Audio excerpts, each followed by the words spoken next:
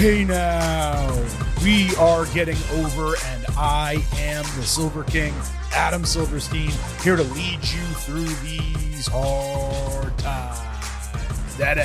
With the latest WWE edition of your favorite professional wrestling podcast. That's right, Getting Over is back once again, and we are here not only to break down everything that happened in the world of WWE, but offer up our latest 2025 WWE Saturday night's main event ultimate preview. I want to say the fourth of 5 that will be airing this year. Of course, the final one, John Cena's last match in the month of December. Vintage Chris Manini is along for the ride. You will hear from him momentarily, but off the top, the Silver King does need to remind you that the Getting Over Wrestling podcast is all about Defy. So head over to Apple Podcasts and Spotify. Leave a 5-star rating on Apple. Take a little extra time. Leave a 5-star written review. If you do, we will read it live right here on the show. Also, don't forget to subscribe and follow us on social media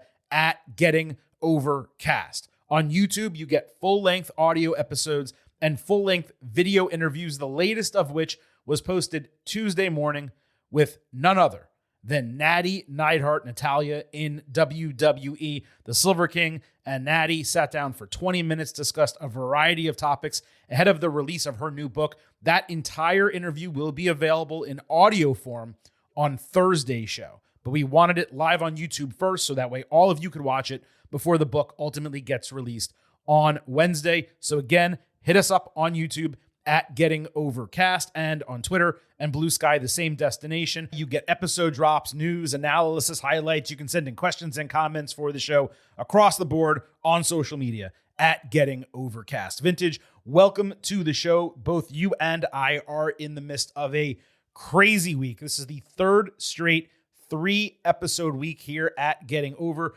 College football, the NFL are absolutely wild. College football firing coaches earlier and earlier than ever before, and more major coaches than ever before. How is life treating you as we get into today's show? You know, this week is actually the least busiest I've been in quite a while, which is nice. It was I was at LSU over the weekend for the first time, and then Brian Kelly got fired the next day, so it became an eventful weekend. But yeah, it doesn't feel. I know Saturday night's main event is not a pay-per-view, right? But PLE. It definitely doesn't feel like we're going into like a big show right now. Yeah, it's really interesting. Well, first, before we do that, what were your thoughts about Death Valley? Awesome, super loud, really cool. Saw the tiger that's outside the stadium. Mike, the fans are awesome. It just obviously turned into a blowout in the second half, and the stadium emptied out. So there was that. But I love that the press box is open air, so you can hear and feel the whole thing, which is awesome. So they definitely a special place. Definitely one of those bucket list things for football fans. Have you been to the Swamp at all, or for a night game? I have been to the Swamp, but not for a game. I actually stopped by in 2008 when I drove down. My dad and I drove down from Detroit to Detroit Tigers spring training. We stopped on campus, and the gates were open. We walked all the way down to the field. It was empty, but looked really cool. And I went to campus one other time a couple years ago to interview Billy Napier, but never for a game. I do need to get there for a game. It's a fun fact that the stadium is open pretty much at all times. So it used to be something where, like, coming back from class and you would just be like, let's just go into the stadium. You walk in, sit down there, take a phone call, hang out with some friends.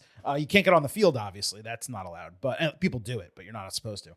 But yeah, you can walk in and sit there at any time. It's a really cool, like, benefit of being a student there, not even a student, just visiting the campus, that you can walk into the stadium. It's awesome. You do need to get to the Swamp for any game, but especially a night game. It is a unique experience. I'd be curious to see how you compare it to Death Valley. Now, regarding Saturday night's main event, I do agree to a degree. I think, it's going to be really interesting to see how this is presented as an overall show. It is no longer on NBC. It is a Peacock exclusive. That should mean no more ads between matches, which basically makes it a 2-hour PLE as opposed to a network TV special. Theoretically, that should improve what Saturday night's main event is. There's only 4 matches booked for this card. I don't expect there to be any more. So if you have 4 matches and you do some extraneous stuff, that's more than enough time for legitimate quality wrestling. Again, especially if they don't get interrupted by commercial breaks. So I am actually optimistic that it's going to be a really good show. But at the same time, I agree. It just feels like, and it was, by the way, kind of thrown in as, hey, here's like an extra show for Peacock because we're, changing everything around. Yeah. We're taking it off NBC and so on and so forth. We're going to give you 5 instead of 4. And look, this is a symptom of WWE in 2025. We've talked about it all year. They are doing too much. They need to do less. It's like Kunu says in Forgetting Sarah Marshall, do less. And they won't. It's so weird. We have it's 2 World Heavyweight Championship matches, but it's not on it. It's just on Peacock. So it's only a 4-match card. Like the whole point of Saturday Night's Main Event was to be on NBC, right? But now it's not. And it's so, and then you throw obviously the Rollins injury on top of that. It's just a very weird time right now. Yeah, all because WWE wanted out of that contract early so that they could go over to ESPN, which makes sense. And certainly the NBC deal, not the NBC deal, excuse me, the Peacock deal in terms of WWE product on that streamer, that is ending. But WWE is still in the relationship with USA Network for SmackDown, and that's where the Saturday Night's Main Event contract came into. It was they wanted it on NBC for exposure. That was part of the reason they did the deal. Part of the reason they accepted a little bit less money. Now these are Peacock exclusives, and we're going to be entering 2026 wondering still what's going to be happening with NXT. Is Peacock going to pick those up and do a combined package of NXT PLEs, Saturday Night's Main Event, maybe get some of the AAA stuff? There's been talk about TNA possibly going over there as well. So it's going to be really curious. We're not done with this whole media rights conversation. And by the way, for those of you listening, I just want to put this out there, who have YouTube TV like Vintage and I both do.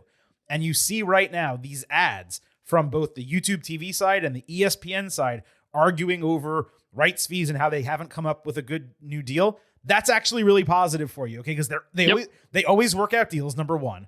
But what that means is the current deal is expiring. And when that new deal gets worked out, you will have free access to ESPN Unlimited. So that is all coming soon. I'm expecting it to happen, November or very early November. That means by Survivor Series, you should be able to watch it for free if you haven't been able to do it already. Again, as long as you're a YouTube TV customer. I don't know what the status is specifically regarding Xfinity and some of the other stragglers out there. But just wanted to say all of that off the top. Vintage, we have a loaded show. Of course, the end of the program will be your WWE Saturday Night's Main Event Ultimate Preview, where we will be tackling the big final storylines from Raw and SmackDown. Of course, we have the main event, the good, the bad, and the ugly. All of that is coming up. But I'm afraid I've got some news. And what's a bit frustrating for me is we've started this segment, and for months, we were hitting major news items every single week here. Now it's kind of like a catch-all for topics I want to discuss that don't exactly have to do with WWE television. And that's very much, Chris, what this edition is going to be. WWE ran a series of teasers on social media and ultimately Monday Night Raw. There were like 5 of them showing different people's shoes walking on the ground, then a person pouring liquor into glasses, 4 glasses specifically, and another with a 2026 casino chip spinning and falling on a felt table. So clearly this seems to be like some type of campaign for WrestleMania 42 in Las Vegas, maybe WWE 2K26 with a Vegas theme. But here's what I don't understand.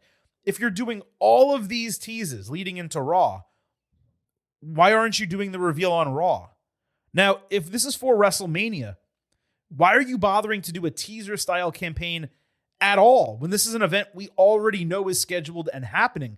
They announced that shit in June, 5 months ago. What are you teasing? Unless WrestleMania is being made into like 3 nights or something crazy is happening. This whole bit was just confusing, seems to be really poorly conceived as to how it could have any type of legitimate payoff. It really came across like teasers for a WrestleMania trailer. Like this is what you see ahead of a movie being released. And whether it's WrestleMania or WWE 2K or something like that, here's my other prevailing question.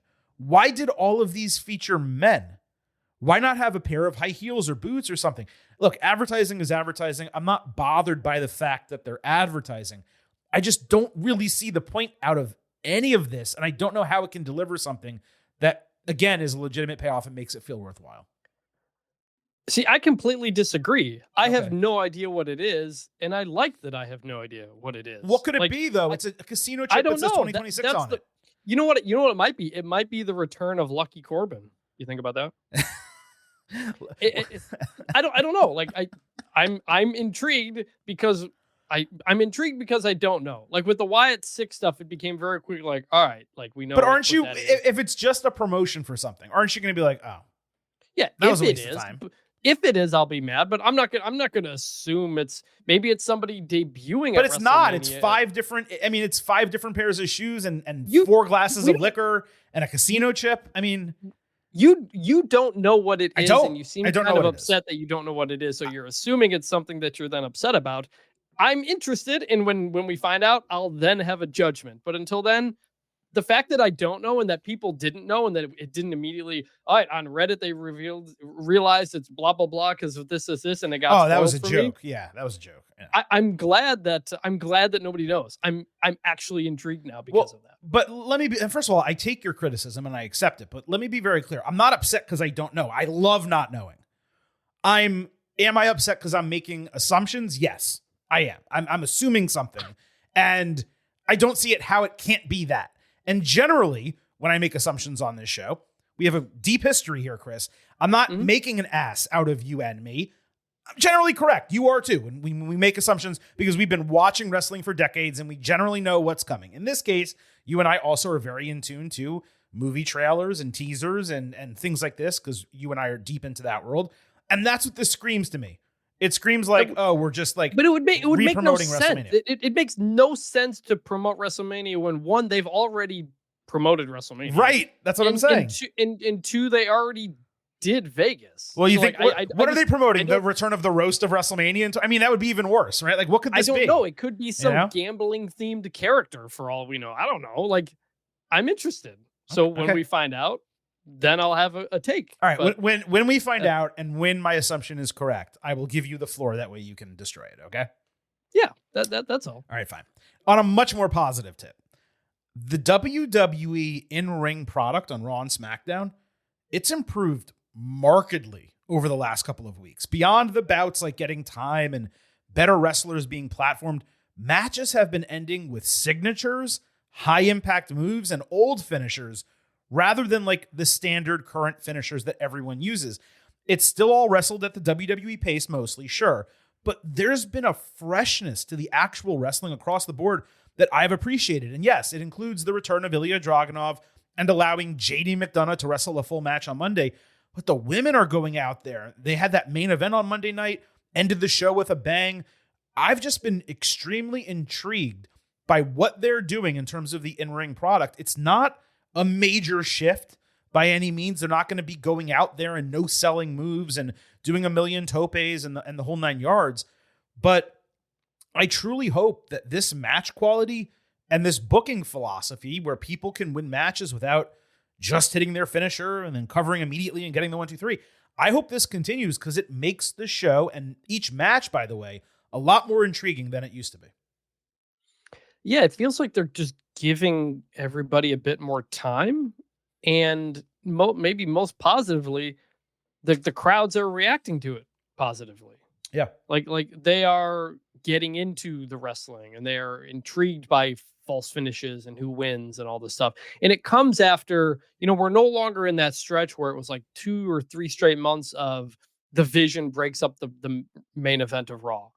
And it felt very repetitive. Right. Maybe it's because we're in football season and ratings are down because of Monday Night Football that they're just like, all right, let's just do some wrestling. But it I think it's helping everybody.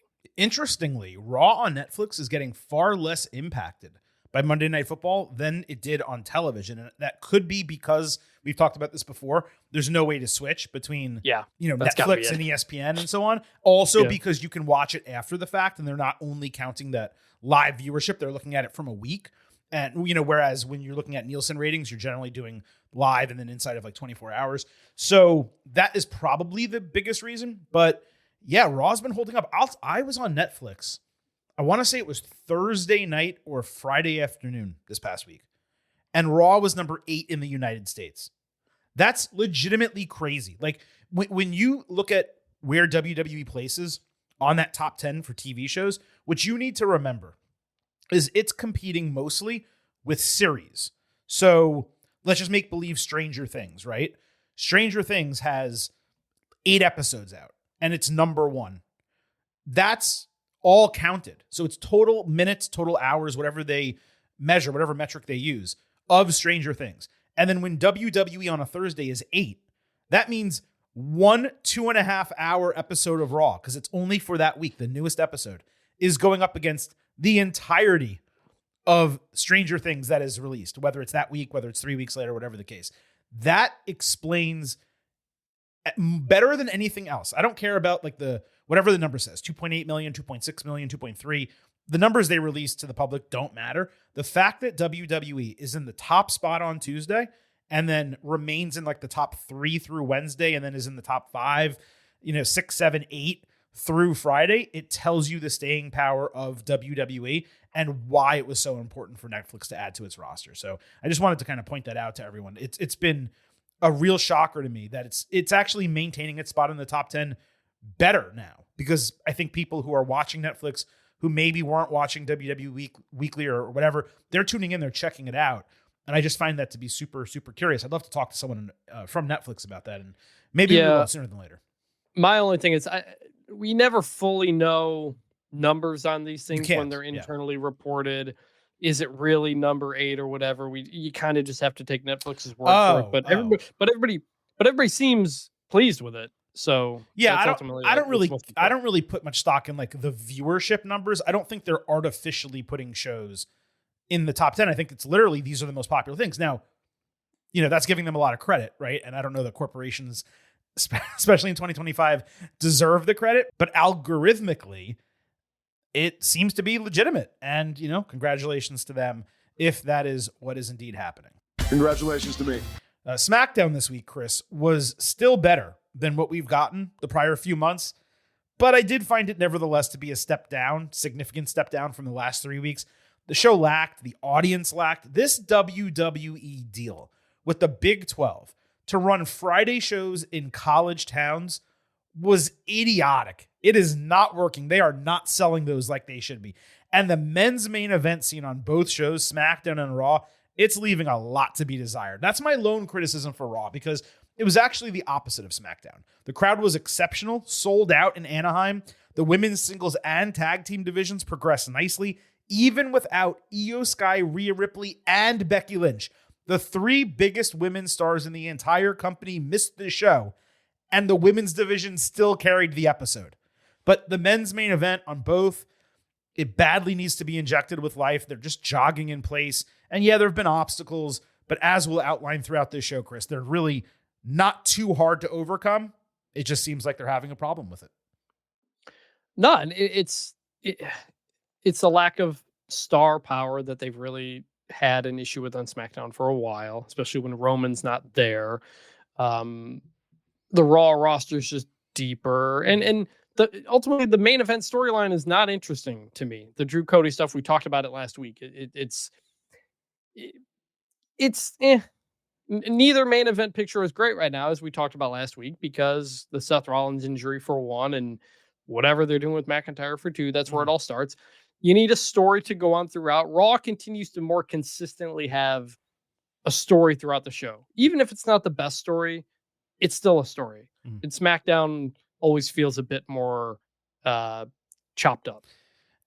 Cody is really, really angry at Drew for no reason. That's the biggest issue. Because he beat up Jacob Fatu? No. Because he thinks he beat up Jacob Fatu. Yeah, but yeah. He's really, really angry at him. He hates him. He really hates him. That's it. So that's the thing with Cody. Like, he, through his first run and his second run, he's been put in quite a few kind of stud storylines. Yeah. And I don't want to say he doesn't have the skill, but like he doesn't, I don't know. He's not able to necessarily make all of it feel bigger than it should be. And maybe very few people can, but there's a lot of times where Cody's got the belt and I'm like, what is Cody doing again? Why is he here? Right. I don't know. It's, I don't want to say stale, but it does feel like it needs to be shaken up in some It form does, because yeah. Cody is so often out there doing the same thing night after night. Yeah, I mean, they wanted that run after he first won the title to be substantial, and it was understandable for that to be the case. Okay, I'm not going to sit here and say like they should have given a 3-month run with a title, but there were multiple times over that year plus where he definitely could have lost, and they just chose not to do it. Had he lost and then won the title back, he would have been much more compelling as a character. They missed those opportunities. They cannot miss those opportunities again. I don't know that one of them is coming up this Saturday, but I would say it needs to happen before the end of the year. And we're going to put a pin in that and we will discuss it. It's a little bit of a mini preview.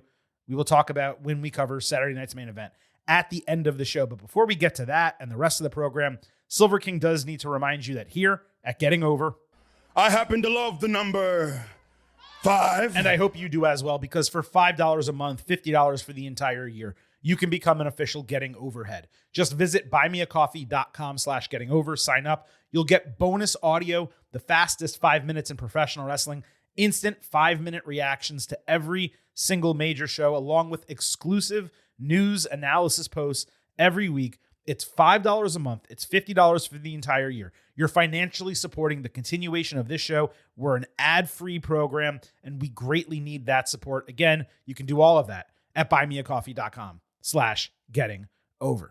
Now, Chris, we still have a ton left in the world of WWE to cover before this episode is out, so let's not waste any more time kicking it off by sliding into the main event. This is the main event. And you may be thinking to yourself, I wonder what's going to lead the main event. Is it Cody Rhodes and Drew McIntyre, Jey Uso and Jimmy Uso, CM Punk, LA Knight, the women's division? No. The main event this week, believe it or not, folks, is Judgment Day. Dominic Mysterio entered the clubhouse saying Adam Pearce was out to get him, setting a number 1 contendership with him fighting the winner at Saturday night's main event. Of course, this for the Intercontinental Championship. The faction basically had it with him, particularly the guys, saying they had to go back to win the tag team titles that Dom cost them. Raquel Rodriguez then focused Roxanne Perez on their goals for the night as Mysterio took a call and left the room. The guys later went up to Pearce asking for that tag team title rematch, but Pearce said they were already busy fighting, considering they illegally eliminated a person last week, and that person wanted revenge against them. I'm finding, Chris, these clubhouse segments to be less and less compelling by the week, and yet the tension is raising every single time they go in there. You know, it used to be where we'd hit that clubhouse 2 or 3 times an episode, and you'd see different storylines kind of go through, and different people would interact with other people in Judgment Day. It really does feel like right now they're just paddling in place, waiting for Liv Morgan to get back. Yet simultaneously, the hatred for Mysterio individually and Dom's pompousness that's kind of taking over his entire character, that is growing and growing. So I don't think that's telling us that Liv is coming back sooner than later. I don't know if they're alluding to a split happening sooner than later. So while I'm simultaneously less entertained by those segments, they're just as compelling as they used to be because there's this through line of Dom and you just don't know where that's going. I think they're not doing anything together anymore. Like they are all very, very much off doing their own stories, and they just kind of get together with each other to recap. It's not like they're together and then they go off into other stories and they kind of help each other, this or that. They're kind of just all like they're in silos. Roxanne and Raquel are really kind of just doing their own stuff. And then they'll just kind of appear back up. There isn't as much of a connection or a through line to them as a whole. Roxanne is not around Dominic. You know, Dominic was with Rhea for a long time. Then he was with Liv for a long time. And that was kind of one of the foundations of it. And Roxanne's not really doing the Dom thing much anymore. Like a little bit, but like not she's really, more with Raquel than she is with Dom. And so I think everybody's just a little bit kind of off doing their own thing. Yeah, I think the whole Liv angle went from being mad at Dom when she comes back to being mad at Raquel for just accepting a brand new partner and succeeding with her and so on and so forth. Because you're right, the interactions between Roxy and Dom. Now, last week, she was the one to take him aside and calm him down. This week, Raquel's like, don't even bother. And she's like, okay. So, she's not really there. You have to remember, Balor brought her in to Judgment Day seemingly to be the wedge driver of the group, right? Mm-hmm. And they don't even interact anymore. He's not like pushing her, hey, go help Dom, because he's so pissed at Dom. So I just think they've made some intricate changes here to the dynamics of the group, which it does not make for as interesting of a faction. But again, that singular storyline of Dom and what's going to happen to him and when it's all going to pop off, that still remains, decently compelling, I would say.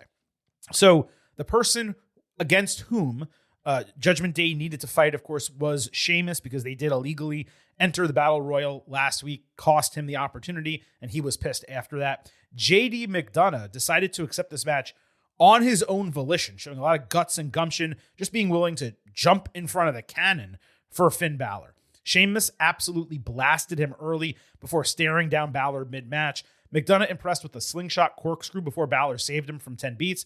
JD chopped and worked Sheamus's knee before landing his springboard moonsault ringside and a 450 inside. Sheamus got a second wind, hitting a rolling senton before I believe he was supposed to throw JD at Balor over the ropes, but he just lost his grip, and JD fell on the apron, got 10 beats. Then he got a bro kick countered with a pump knee, Sheamus did. Sheamus landed Razor's Edge for a Balor-assisted rope break. He went after Finn ringside, countering a shillelagh shot with a pump knee. JD saved his boy from taking a Razor's Edge into the announce table, but he got run into the barricade. Balor then smashed Sheamus with the shillelagh when he was on the top rope, allowing McDonough to catch him with an avalanche Spanish fly for the 1-2-3. Let me reiterate that for you. Number one, Sheamus did a Spanish fly. Number two, a Spanish fly ended a match in 2025, which is exactly what I was talking about earlier in the show. Beyond loving that JD was out there beating a future WWE Hall of Famer in a match that he wanted, not one he shied away from. An avalanche Spanish fly ending a bout was a sight for my sore eyes. The interference did become a bit much in the final sequence, but this was super hot bell to bell. It was an absolute, undoubted banger overall, and it did a lot for legitimizing JD while kicking off a mid-card feud seemingly between Sheamus and these guys. 4 stars, A-. Yeah, I was like, whoa, where did this come from? Like, JD McDonough looked good for getting the win. He looked tough for going through Sheamus. And I can't remember the last time he really got this type of moment to really shine. Wade Barrett afterward as well really sold the performance, sold it as an upset. Like, you just kind of made JD McDonough there in one match. You did. Like that's how you do it. And so this was, I did not expect this to be such a big thing to think about or talk about going into Raw, but absolutely. Yeah, I believe the last time he really got shined to this level, besides the tag team matches, which are always great, is when he came back from that rib injury. Yeah. And they really wanted to give him a thank you moment and let people cheer him, which they did. But man, JD McDonough, it's so crazy because he was super big in NXT UK. He went over to NXT and the character just didn't completely work. So they brought him over to the main roster, and obviously pairing him with Balor made sense. But these guys are actually shining together, and it's great to see them as a tag team, and it's great for him to get this individual moment, even if, of course, they cheated to win. AJ Styles and Dragon Lee backstage told Pierce they're ready to defend their newly won tag team titles. Judgment Day came through saying they handled business against Sheamus, wanted their rematch. Pierce obviously acknowledged that he saw them cheat to beat Sheamus, but Styles and Dragon, they were about it. Dragon saying that they were unstoppable together. Obviously, not a huge fan of immediate rematches, but that last week was such a banger that it's worthy of making a singular exception. The question is going to be whether Styles is going to mention his 2026 retirement in every single segment going forward from now on. But other than that, this was a positive backstage moment, and I am into doing the match again next week. I presume it will kind of eliminate them from tag team title contention Judgment Day, which makes sense. Yeah, you're not doing the match to then give the titles back. I do wonder if it's another step toward Judgment Day breaking up by kind of taking Finn and JD out of the tag picture by having them lose another one. Mm-hmm. So we'll see. I don't know, but it's interesting. We also had Penta against Rusev in an Intercontinental Championship #1 contendership match that you knew how it was ending before it even began. Penta hit an interesting springboard DDT early, only to get put headfirst into the steel steps. Rusev did a real nice job healing it up during the commercial break. Penta did the corner handstand only to eat an anti-air Machka kick while flying inside. Penta moved out of the accolade, rotating into a Penta driver for a perfect 2.99 kickout that got the crowd way crazier than I expected. Moments later, Los Americanos attacked for a no contest, completely destroying both guys. As they were celebrating, though, Rusev respawned. He did the Keith Lee spot beyond the ropes. He wrecked shop. Penta tried to join him to take out El Grande, but ultimately he got saved by Los Americanos. Pierce later found Mysterio with Los Americanos. He played dumb, tried gaslighting, only to learn of the triple threat. So the finish to this match was incredibly trite, especially considering it's been obvious for 6 weeks now that this was going to wind up a triple threat match at the end of the day. They have to do, and when I say they, I don't just mean WWE. I mean every wrestling company. You have to figure out a way to get to a triple threat other than there's a bunch of contenders, so let's just do a triple threat, or person B costs person C the match, person C costs person B the match, and therefore B and C fight each other, and that doesn't work, so they do a triple threat. Those are the only two ways that wrestling companies create triple threats. Why don't you have multiple winners in multiple singles matches, proving that they both deserve the same opportunity? I know Dom's a heel and he's cheating and you want to do the whole lie, cheat, and steal angle. I get it. I'm not saying it's the worst thing in the world.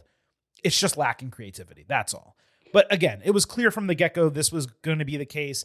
And the triple threat was only solidified before the match began the way it developed.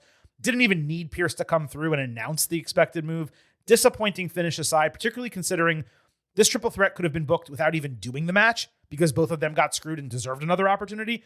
The match itself was like a mini banger, and the crowd was responding massively to both of them. I think these are the best responses Rusev's gotten since he returned. So it was incredibly successful live. The booking of Rusev continues to be hitting the right notes week after week, and Silver King was real out on him when he got re-signed, but they're proving having a typical old school bad guy heel on Raw, it was necessary, it was needed, and they're utilizing him quite well. Yeah, I've been in on Rusev since he showed back up, and him and Aleister Black at the same time, and he has both done better and I think been positioned better as a result. We're not even getting his awesome vignette promos anymore, which were great. But now he's just, like you said, settled into he's a heel, but he's a heel that you fear even if he loses. Mm-hmm. And that's a good spot.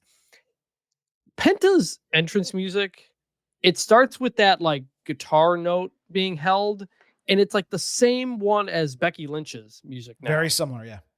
And I realized that last night. I wasn't looking at the TV, I heard it, and I was like, oh, Becky Lynch. And then I looked, I was like, oh, no, it's Penta. So, I don't know. Just something I noticed.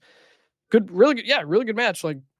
Crowd was into it. And then, the annoying Grande Americano stuff at the end, as you laid out. Yeah, what's crazy is this was a fun match that got the crowd going crazy. It was the third best match on the show. And that speaks to what we were talking about earlier with the quality wrestling. Slightly below it in the match pecking order of quality was Nikki Bella against Roxanne Perez. Nikki slapped away a handshake at the bell, only to get smacked in the face. Nikki then looked to straight punch Roxy, and the match actually paused for a second. The referee had to check on her.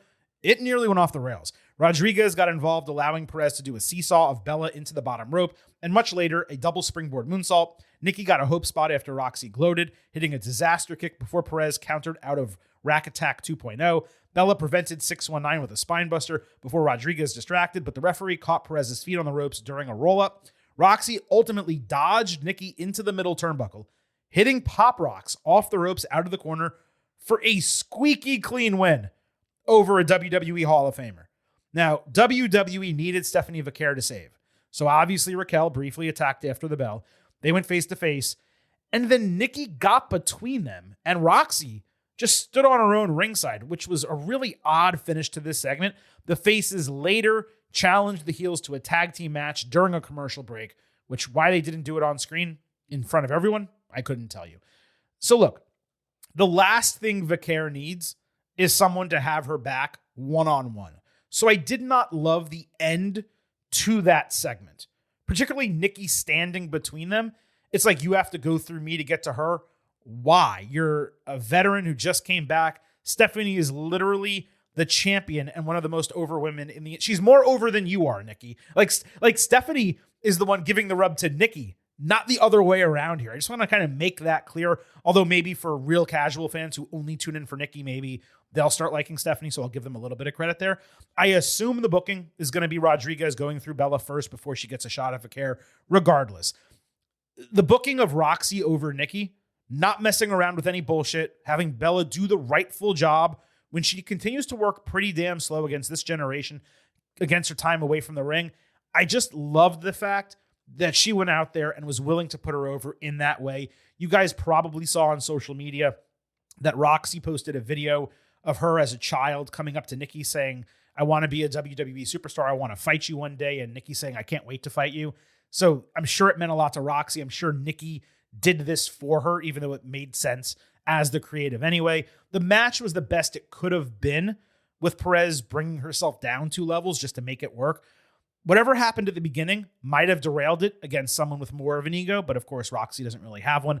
I'm still into the 4-way feud here, despite my criticisms.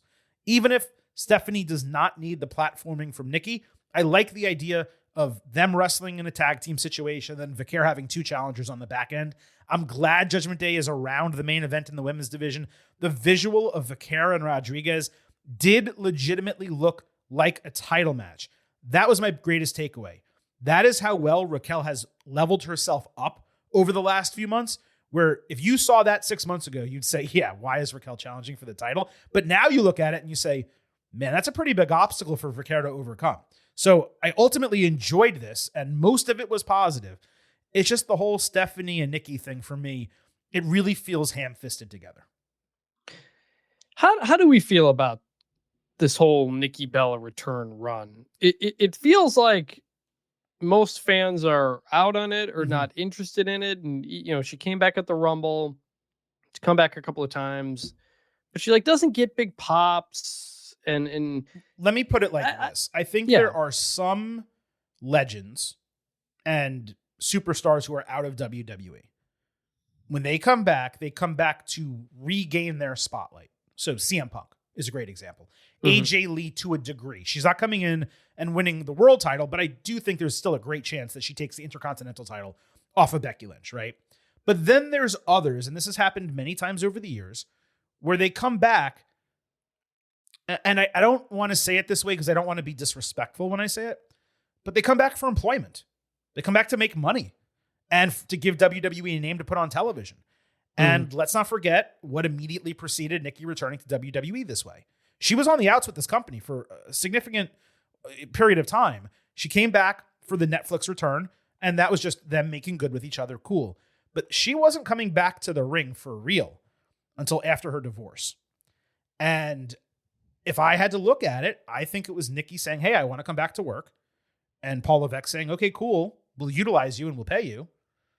But you're not going to be, at the top of this company, and you're not going to be someone, you're not someone of a stature enough, like an AJ Lee, that's going to necessitate you getting pushed in a significant way. So yeah, you can come back, you can be on TV, you can get work, and that's what it's going to be. I think the AJ, I don't think fans are watching thinking, oh, Nikki got divorced and had obviously a very No, I'm not talking about I'm talking about reality. I'm just talking about the reality of it. That's all. Yeah. But I think the AJ Lee point is a good one, where it's like, Nikki was never a beloved female wrestler. Well, she was by the female part of the fan base. She wasn't universally loved. Yeah. AJ Lee was universally the most popular woman in the company for a period of time. Nikki was never that. And Nikki was also always a heel and good at good as a heel. Much better. I think her being back as the legend who comes to make the save and helps push the new person is an admirable role to be in, but it's also not utilizing Nikki's best talents, I don't think, either, which is taunting the crowd, healing it up, and doing that kind of stuff. So not yet. It's been not yet. Well, no, not yet. So it's been kind of a real kind of mixed bag where it's they keep hyping her up, Hall of Famer, longest running Divas champ, all this stuff, but it's never we don't think about her really in that way. And it sometimes feels like that's the WWE story of it because fans never quite viewed her that way. Yeah, let me be clear. I was talking about the reality of her coming back. Like, I don't think she was someone that WWE had big plans for bringing them back, which is a difference when I compare her to CM Punk and AJ Lee.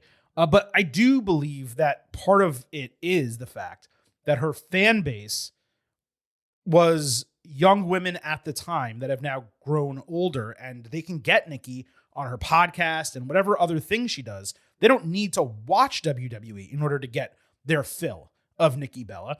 And the ones who are still into her, it's, maybe young women or older women who watch the show, but she's not the person people are latching onto. They're latching onto Stephanie Vaquer and Rhea Ripley and Io Sky and Lyra Valkyria. And by the way, that is a great thing for WWE. That's exactly what they want to be happening. But does Nikki being on TV add a gravitas? And does someone like Roxanne Perez beating Nikki Bella matter contextually? It does. And I think that's the way they're utilizing her. That's hugely positive. I would not be surprised if the next 3 title defenses for Stephanie Vaquer are Raquel Rodriguez, Roxanne Perez, and Nikki Bella. And at the end of this storyline, whatever they're doing, Nikki turns on Stephanie and starts getting the reactions that Nikki can get, because people who are indifferent will love to boo her. And people who don't like her, that are, not really standing up and trying to be, anti-WWE creative, they're just sitting on their hands right now. So I think you're going to get a huge reaction if Nikki turns heel. But as a babyface, when most people don't really have much of a desire to cheer her in the first place, and by the way, creatively in storyline, we haven't really been given any reason to cheer for her. She just kind of came back. So I think she's in this, like, what's the doldrums right now of WWE, where she, she's there and people know her, and that's cool, but we don't have any reason to care about her. All right, Chris, that takes us out of our special Judgment Day main event here on the Getting Over Wrestling podcast, but we still have a ton to discuss across Raw, SmackDown, leading into the WWE Saturday Night's Main Event Ultimate Preview at the end of the show, and we're going to tackle all of that in the good, the bad, and the ugly. Hey, yo. Survey says one more for the good guy. Say hello to the back. Don't sing it. Bring it. LA Knight backstage was in his feelings a bit about losing the Battle Royal last week, saying he's used to doing stuff the hard way, and he doesn't care who winds up winning the World Heavyweight Championship. He'll basically be the number 1 contender on the backside. The Vision were then backstage, confused why they were neither in the Battle Royal nor ringside to destroy everyone who contended aside from them. Paul Heyman explained there would have been consequences, probably suspensions without pay if they did something like that. Heyman said their energy is better spent on eliminating the other person who will be standing in their way as a future number 1 contender once Saturday Night's Main Event is over. Obviously, that person was Knight, though he wasn't exactly named for the majority of that segment. This was well done. First, that Knight got extended promo time, so his role in all of this was not ignored just because he's not intimately involved in the match for the vacant title. He was a tad all over the place, which is not entirely uncommon, but it worked. Providing a reasonable explanation for what happened with the Vision last week was equally important, considering there was a bit of a logic gap involved with all of that, as we outlined last week. Was it the most creative booking? No, but it was good and it was sensible. I liked LA Knight's promo. The thing that's great about him, like, he always addresses the obvious thing that people want to know. People want to know what a lot of us wanted LA Knight to win that Battle Royal. He didn't. So we need him to immediately speak on it. Exactly. And he does. Which is very important, because sometimes, someone will lose something and it'll just like, oh, I'm mad about that, but now I'm focused on this and this and this. And it's like, no, like, he's mad. Like, everything about him always feels like a real character. Mm-hmm. Like, that's how people would react. So I like that. I didn't love the Bronson Heyman stuff backstage, where like Braun again is like, yeah, we should have gone in the Battle Royal, to which we said, yeah. But then Heyman's like, no, you would have been suspended, blah, blah, blah. That's so weird. Like, they're scared of Adam Pearce now. I think it's what we talked about last week, where Heyman, when he's leading the champion or a main eventer, has a lot of power. But now he may feel like he just doesn't have the same level of sway to get what he wants, because he's managing 2 guys who technically are lesser than. I just feel like him trying to do the same things and learning he can't.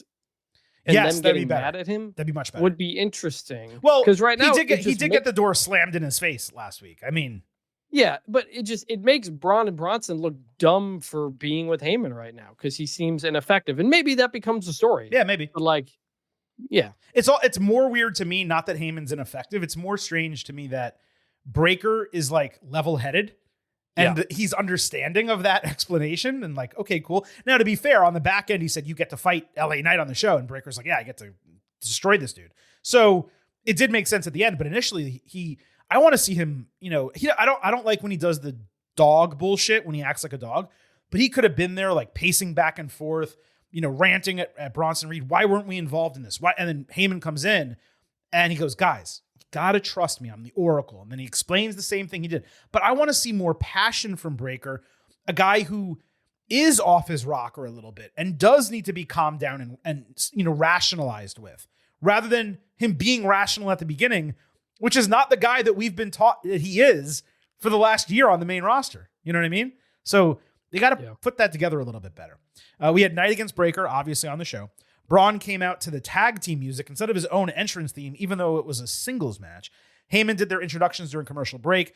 LA got gorilla pressed on the announce table during the break. He got belly-to-belly suplexed over the ropes afterward before getting caught with a runaround shoulder tackle.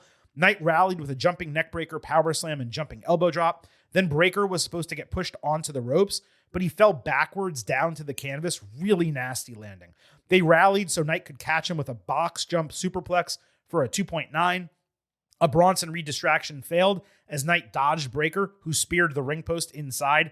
Knight then countered the gorilla press power slam into a fall down inverted DDT, but Breaker kipped up during the jump up elbow drop, turned around, and speared Knight out of the shoes of a champion for a mostly clean pinfall victory. Super strong match, surprisingly clean finish that I appreciated because it was completely unexpected by yours truly.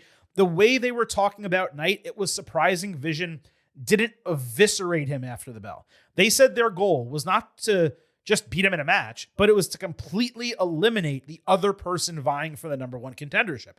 Since this wasn't a number one contendership, they left him breathing basically for no reason, especially since no one would have gotten his back because everyone else, CM Punk, Jey Uso, they're consumed with themselves. So it was good, but it could have been a little bit better if a couple other pieces were put in place there. I love the sequence where right before Braun Breaker does the kip up, LA Knight does a backwards somersault to get up. He looked like he was going to do a kip up first himself, and he just rolls through it and stands up and then gets up, and then Braun does the kip up. I thought that was kind of a funny bit there. I mean, this was ultimately the expected result. I don't like it because I like LA Knight and I want him back in the title picture, but this was signaling the definitive that's not happening, right, at least anytime soon. And so that was sad, but it's for Braun and I get it. I'm extremely curious to see what the hell they do with Knight now, given he isn't in the title match. He has no case to be number one contender. I know people get mad every time he loses, like I do when Finn Balor loses, but WWE's real sin when it comes to LA is never letting him win. Let me explain what I mean. If he wrestled regularly and won matches, the losses like this would not sting as much. He's 1-7 in singles, triple threat, and 4A matches since July. That's a much bigger issue than him just not winning singularly on Monday night. It's jobber to the stars. That's what that role is. Dolph Ziggler. Yeah.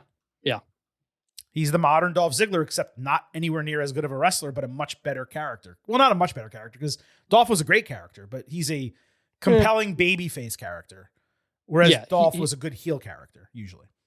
Yeah. We'll get into Punk Jay, but man, I don't love this for LA Knight. I got to tell you, too, when we look at the Punk Jay stuff, just a little teaser, I keep thinking to myself, man, what if it was Punk in LA? I know. All right, we'll get to that. Alexa Bliss and Charlotte Flair backstage at SmackDown addressed a Bayley social media promo that challenged them to come over to Raw and face her and Lyra Valkyria for the titles, suggesting the potential challengers aren't even real friends. Nia Jax came through saying they were just pretending to be besties and ready to stab one another in the back at any point. Charlotte said she was just projecting. They trust each other. Nia recalled Alexa being her friend, only to turn into a manipulative bully. Bliss and Jax got into it further, setting a singles match for next week. I enjoy seeing their week-to-week progress, Charlotte and Alexa, just as teammates moving closer together. I do believe it would have benefited from some outside the ring shenanigan video packages, them going to get dinner, getting their nails done, going shopping, working out together. It's kind of lazy that they didn't do that. Like, we should have been seeing their friendship progress, not just backstage in those little quick segments, but in the real world. And I'm a fan of the women's division operating in this manner with members of teams fighting singles, so I love that as well. That goes into what I was talking about last week on the show, and I'm going to talk about it a little bit later here as well. So I loved the Alexa Charlotte back and forth, injecting Nia, recalling their past here. All of that was good. It was an attempt, because I actually have this in my notes later as well, but like pretty much once Alexa and Charlotte won the titles, they kind of stopped doing character work. And their whole thing became who they are talking to or who they're fighting against, and less about the two of them. And it's like, I don't know what they are. Are they still not friends trying to be friends? We barely see that. You get like one or two lines in a quick backstage segment. I think there's a lot of potential to this. It just, compared to what they were doing before they won the titles to now, it just kind of really slowed down. It's not as compelling as it was before, but that's naturally going to happen when people who are at odds are suddenly not at odds. But they still do these little like quirks in their promos and stuff where, like, Charlotte, for example, keeps saying I, and then but Alexa they've done hits that like her so many. No, I know, like 15 times. I'm just saying they haven't dropped it, is what I'm saying. So like, there's still flashes of it. I'd like to see in the ring occasions where one tries to do something and the other isn't on the same page, but then it doesn't matter because they're so good together anyway. They win the match. I agree that, look, they reduced it from it being 80% of what they're about to 10% of what they're about, where it should be still like 35%. But I'm not going to sit here and say like it's hurting them. They did enough to get Charlotte over, and she is undoubtedly over right now. Yeah. So did you give this what was your grade? Was it bad or? I'll give it a light good. I feel like you said, I feel like there's just an opportunity to do so much more. Okay, fair enough. An extended Asuka video package aired on Raw covering her decade-long career in WWE. It was interestingly audio only with no voiceover. Some of the visuals were cool, but it didn't have any real style to it. I just thought it could have been a little bit more thematic, but it did have this kind of, I don't know if you noticed this, it had kind of like an F.U. Goldberg coded message to it, which, even if I'm just reading into that, it popped me. Asuka later ranted at Lyra Valkyria for her and Bayley getting a women's tag team title match before the Kabuki Warriors. Bayley then showed up having bought Lyra a matching jacket. Lyra said that she's nervous because she's never fought Alexa or Charlotte, and they somehow pulled off a kayfabe unplanned team handshake, showing that they're more on the same page than either of them think. Even later backstage, the champions said that they never back down from a challenge, with Charlotte pointing out they're 2 defenses away from having the most in history for the women's tag team division. Kabuki Warriors came through with Asuka talking shit again, this time in English, saying neither set of faces deserve to hold the straps, and that, of course, set up their future contendership. The whole gimmick of Lyra being surrounded by crazy people is awesome, even if it's not totally intentional. You have Becky Lynch turning on her, Tatum Paxley's obsession in NXT, Bayley's insanity, and then everything that Asuka and Kyrie are about. She can't escape the nut house in this women's division. That sounded, by the way, like an insane statistic from Flair, considering they've only defended the titles 4 times entering Raw. So I did some research. Bianca Belair, with Jade Cargill and Naomi, defended the titles 8 times. That means Bliss and Flair are 4 full defenses away from tying the record. In other 15%. words, yeah. In other words, Chris, This right here is bullshit. This is crap. But besides the massive fact error, a combined good building to the match, expanding the tag team division, I enjoyed the backstage stuff. Yeah, it was ultimately interesting and good enough. Asuka is awesome. Every time she's on my screen, I'm fascinated by what she's going to say, which has never been the case for her. I know, man. Like she is captivating, and the broken English of it all doesn't matter because the charisma is there. It's like part of the thing. Like, she's doing awesome stuff right now. She's so confident. Yeah. Like, it doesn't matter what she says because she's confident about it, you know? Like, that's kind of like the LA Knight thing. So I like that. This is, again, Flair and Bliss. It's kind of the same thing I just said before, but I thought it was, if anything, a sign of the women's tag that they've had the belts for 85 days, they said, and that in itself has the most defenses, even if it was a wrong number. Inside of 85 days, that is true. I checked that as well. So it's definitely the most defenses for this short period of time, and this was the 5th one. So they're getting close. Don't get it wrong. They're defending the titles more frequently in more spots than any tag team before. They just are not close to that final full number of 8.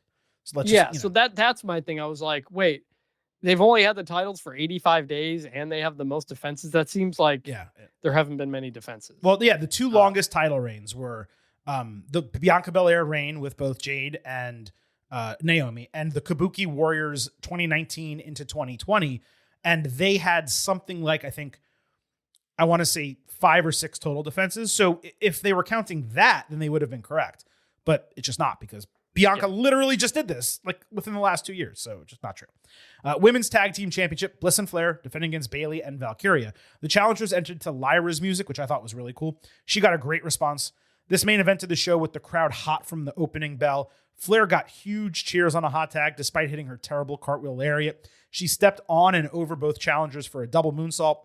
Valkyria caught her with a great flying roundhouse kick as Bayley snapped, demanding a tag. She was super aggressive, just going wild, sailing through Charlotte, botching actually by falling out of a draping setup. Bayley to belly landed for a 2.8.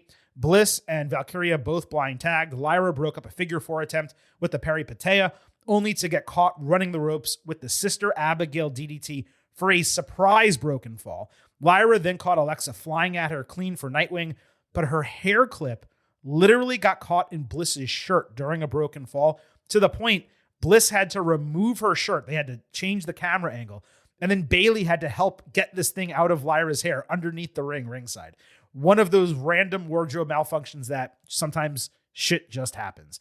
Bayley and Charlotte then double tagged, with Bayley chopping the shit out of her chest.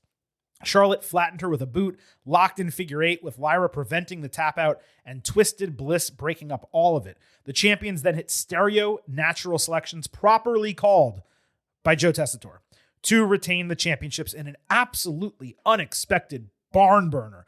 Kabuki Warriors obviously attacked after the bell, hitting the assisted insane elbow on Flair before beating on Valkyria, with Bayley appropriately chasing them away due to their past relationship, though commentary failed to make that connection as the show ended. So as great as the final call was in the match, they did miss that at the end. It's okay. Shit happens. Another occasion, Monday night, where we got a legitimate finish, or more legitimate finish, counter to normal WWE booking. Considering we did get a no contest to open the show, it was necessary the rest of the program was relatively clean. These 4 did the damn thing. This was a PLE match on television. There were a couple issues, as I pointed out. Neither of them were skill-based. The pacing and booking of this match was spot frickin' on. All 4 of them looked fantastic. Charlotte has been somewhat rejuvenated. Seeing how happy it makes her that the fans are actually cheering her for real is pretty damn cool. Bayley being able to wrestle as 2 personas has given her an edge. Lyra is just awesome. And aligning her on the same level as 3 of the most decorated women in the division, that was important for her continued growth. Bliss was probably the LVP of the match, but not in a way that stuck out. The false finish with the Abigail DDT was awesome, and the Warriors stepping up as next challengers, having to go through Bayley and Lyra first, perhaps. That makes a lot of sense. Hopefully they don't just get hot shot at a title match. 4 stars, A-. I might even be underselling it a tad. A definite good, though. Yep, definite good. Great match. Building out characters and teams, and like it's just everything we've wanted in a women's division, where it's like women who can fight on their own and also as teams, and the teams make sense. They're not just random people put together, although that's what Alexa and Charlotte was, but that was the story. So yeah, this was good. It's some of the best stuff going on Raw with all these people. Indeed. Let me posit to you a match booking vintage. Kabuki Warriors, Lyra and Bailey, Bliss and Flair, Io Sky, and Rhea Ripley. Tables, ladders, and chairs. What about Survivor Series War Games?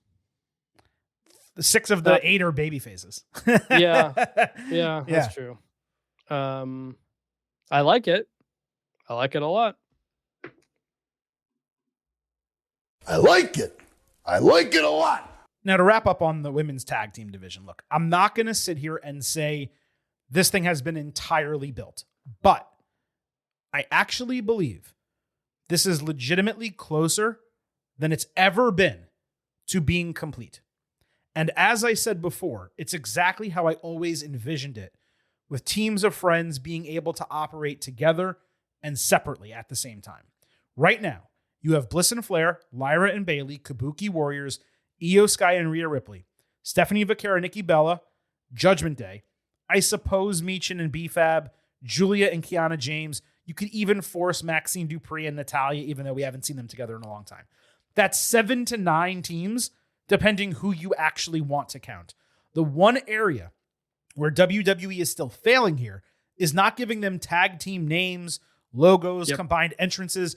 This is a company that loves to sell merchandise and branding. Why are you not taking advantage of that opportunity, especially with Alexa Bliss and Charlotte Flair? I know they do have that one Allies of Convenience shirt, which is terrible. They don't even use that name. Now, thankfully, they don't use the name because it's a shitty name. But yeah, like, do they still, did they have like We're Not Friends shirts? Yeah, it said We're Not Friends, Allies of Convenience is what it says. But now they're friends, right? So you can't even use that anymore. That's what I'm getting at. Twisted Queens is right there. I'm sure they could come up with another name, but all of these teams need to have names and merch and themes, or just the merged, combined themes. If you fix that, you're golden. You add a little bit more storytelling outside of the titles, and this division is humming, certainly way, way better than the men's division on Raw. It's already better than the men's division on Raw.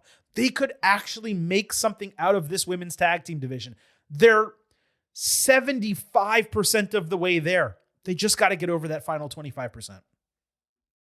Yeah, I call them almost friends or something. I've always been bothered. We're always bothered by tag teams that are blank plus blank is their name, or they don't come out together. Just it's like you said, it's merchandise stuff. Like people will still buy Alexa Bliss stuff if you also have whatever their team name is stuff. Like they've been champions for 90 days and they don't have a team name and they don't come out together. 86 days. I'm just saying almost 90 days. Well, 87. Actually. By the time SmackDown happens, 90 days, So 3 months and they still don't have all that stuff. By the way, I missed the team. Chelsea Green and Alba Fire. 10. So anywhere between 8 and 10 legitimate teams currently exist in this division. Speaking of them, Chelsea and Alba went up to Julia backstage, wondering why Kiana James was not there before, offering a merging of their brands. Nikki Cross stalked in the background as Julia just made faces, with Kiana coming in saying she doesn't see a discount diva on the schedule. Chelsea had an incredible reaction to this. She loves being called a diva of any kind. That's a compliment to her, which is why she should have pulled the Divas Championship out of the trash last year. Julia then stormed off with James, who had a match later. Huge positive getting other women involved with Julia. Huge negative that she was the only person in the segment who basically didn't speak and therefore had the least agency out of the 4 of them. I don't know how WWE is getting this so wrong with her. It's awful creative. It's a total failure of roster construction. Plus, it's like the 25th time Nikki was in the background of a women's segment. It has never meant anything. Julia badly needs to be on Raw, which has a real women's division, and off whatever bullshit is happening with SmackDown. It was not awful, but it was bad. Yeah, I'll go with bad as well. We got more to talk about in this. I'll agree with that. We'll get to the rest of it. Okay. Tiffany Stratton fought Kiana in a non-title match. James brought her purse to the ring as always. It had her name on it in big, bold letters. Shouldn't she be carrying a fashion bag like a Louis Vuitton or a Gucci or something rather than a tacky piece of crap? It looked so damn stupid. They had a nice dynamic here, Tiffy and Kiana, kind of looking like bizarro versions of one another. Stratton hit the handspring back elbow, cartwheel Alabama slam, and a front roll senton, only for James to avoid prettiest moonsault ever and hit a Falcon Arrow coming back. Tiffy later landed a swanton bomb that was close to disaster, plus PME for the win. Julia attacked after the bell because, of course, flattening Tiffy with a Arrivederci, which I apparently need to learn how to spell because every time I write it differently. And then, as Tiffy's getting beat down, Jade Cargill returned looking like a fighter, wearing Io Sky's black leather pants. They look good, but she's got me saying, hey now! She chased off the heels, offered Stratton a hand up, only to straight level her with a clothesline, kicking off a major beatdown in and around the ring that ended with her bludgeoning Stratton behind the announce table before straight up stomping out her knee as it was hanging off the steel steps. Then she grabbed the title and got an audible mixed reaction before leaving. This happened near the end of hour 1, and it was the first SmackDown segment to not just exceed my expectations, but somewhat blow them away. This was a much better match than I could have imagined, with a perfect finish for the champion after giving a lot to Kiana between the bells. It's clear the issue with James is not her ability, her positioning, and her booking of the character, as we have said many times. However, this match layout was crazy incongruent with how Kiana was booked against Michin. To go this strong against a champion who has only lost once in the calendar year after getting flattened by Michin and almost embarrassed. Again, SmackDown Creative is at fault for that. Cargill stormed out, no pun intended, looking fly as hell. Not to be trite, but she was a bad bitch with the clothes, the overall visual accentuating her character change. Her work obviously still leaves something to be desired. I'd have liked to see more power moves because she's basically the strongest woman in the division, but her viciousness was on display. I'm all in with the turn, which was badly needed to give her some direction and oomph. And this move even allows the expected third match between them to feel a little bit fresh. So I'm giving a double good to the match and Jade's return. First off, I mean, hey now's across the board here. Kiana James, Tiffany and the pigtails, Jade, just great job by everybody. Everybody looks like looks great. Oh, nice. Kiana James looks like $1 million, frankly, in the ring. And as someone who isn't really familiar with her work in NXT or anything like that, one of my thoughts was like, why is this her character? Like, I understand her personal background and that kind of stuff, but like, she's like not at Jade level, but like pretty close to Jade level. Where I was like, I feel like you could promote her and just sell her in a different way than this. The match was surprisingly quite good, like you said. And ultimately the Jade Tiffany, like, I guess it's technically a turn, but like, not that Jade was, or even, I don't know if is a heel, but Jade and Tiffany already have not been on the same page. I was half surprised she made the save, right? Am I crazy? Well, she made the save to turn. That was the whole purpose. Right. But like, I was like, why is Jade making the save in the first place? I guess they're kind of friends. And then she turns on. I was like, oh, okay. Well, it's not like they were like these deep friends. Oh, I see what you're saying. Yeah, they had each other's backs leading into both of their matches. Coming out of the second match, it wouldn't have made sense. And of course it didn't, because she was turning heel. Yeah. So like, I don't even know if this is technically a turn. Oh, no, it's a turn. It's a full heel turn. Like, you think it's Jade being a heel? Yeah, she destroyed her. She was wearing black and white, and her hair was down. I don't think, as we've said, like, Tiffany's not been a great face. It kind of should be reversed. Tiffany, I think, is better as the heel at the moment. People are into Jade. I don't know. I feel like they're both kind of on the wrong side here. But I think you turn Jade heel here, then Tiffany loses the title. You turn her heel, and you switch up the brands and get some fresh faces on different places. Yeah. I had been thinking like, all right, they're going to build Jade for a title win at Mania at this point. But that's 6 months away.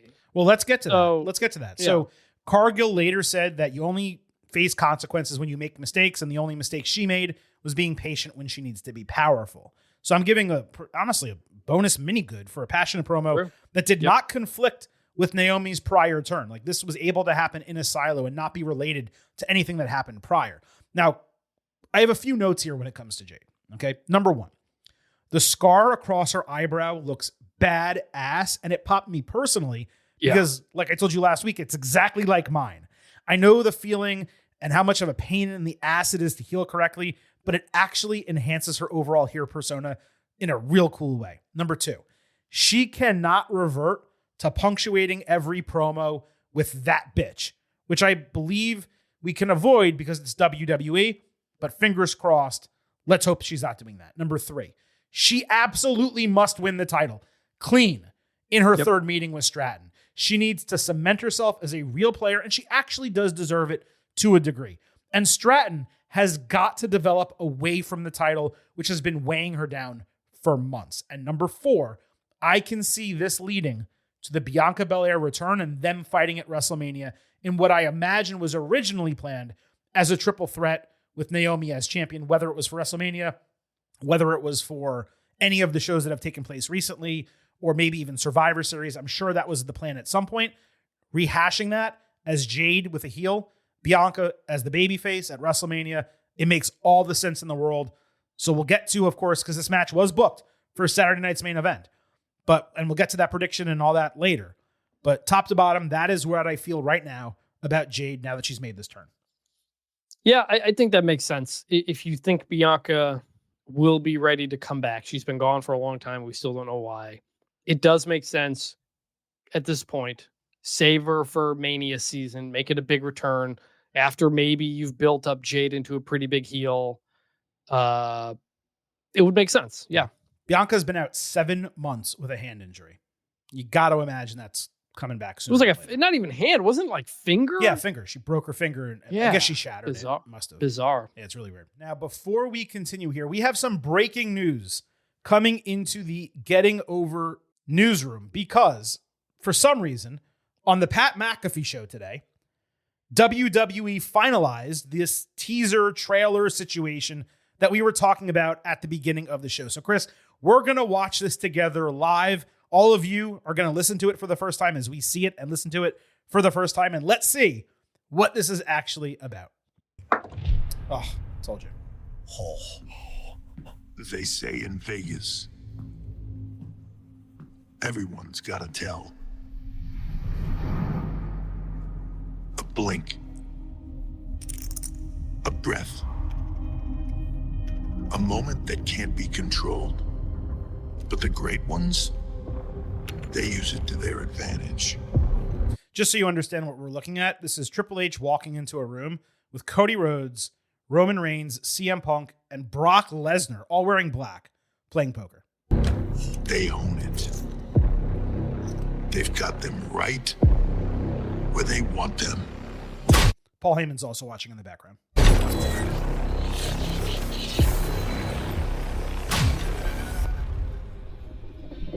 The rest just haven't figured it out yet.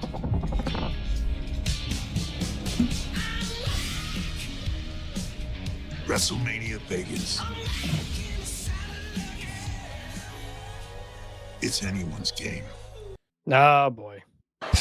Come on, Oos. It's a joke, right? It's a joke, Oos. You with me?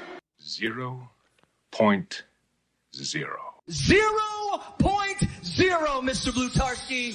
That is one big pile of shit. So I guess women can't play poker, right? Because it has to be those 4 dudes, and you have Brock Lesnar there for what reason? Like, why is Brock Lesnar, of the 4 people you're going to feature here, why is he front and center in this advertisement? And by the way, 3 of those people, Paul Heyman has managed. He's in the video, and they're all okay being there, even though Heyman turned on Reigns, turned on Punk. They both absolutely hate his guts, and he doesn't have a relationship with Lesnar. Where was Seth Rollins? Maybe Rollins was supposed to be there as well, and they're the one that maybe there was a 5th thing, and those are his shoes, and therefore they're not including him because he's not going to be able to wrestle at WrestleMania.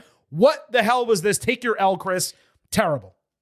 I was wrong. It was 100% an advertisement for WrestleMania Las Vegas Part 2 and a stupid one. I think it was basically tickets going on sale. I think it's ultimately what the thing And they're was. debuting it on the Pat McAfee show. I mean, I know he has exposure and shit. I know it's ESPN too. All right, maybe I'm not surprised about that. Let me. Yeah, what are you talking about? Yeah, let me That, take and that criticism. They've since tweeted it and all this stuff. So yeah, ultimately, yeah, a big letdown. I was interested.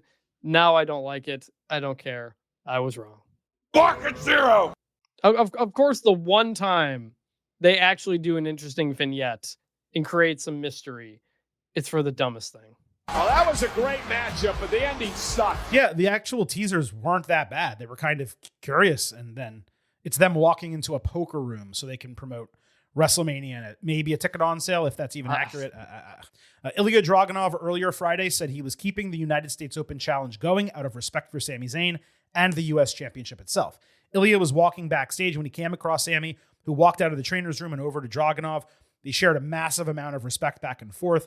Zayn built him up, but cautioned not to underestimate the difficulty of these open challenges. Going to war every week with a target on one's back is difficult.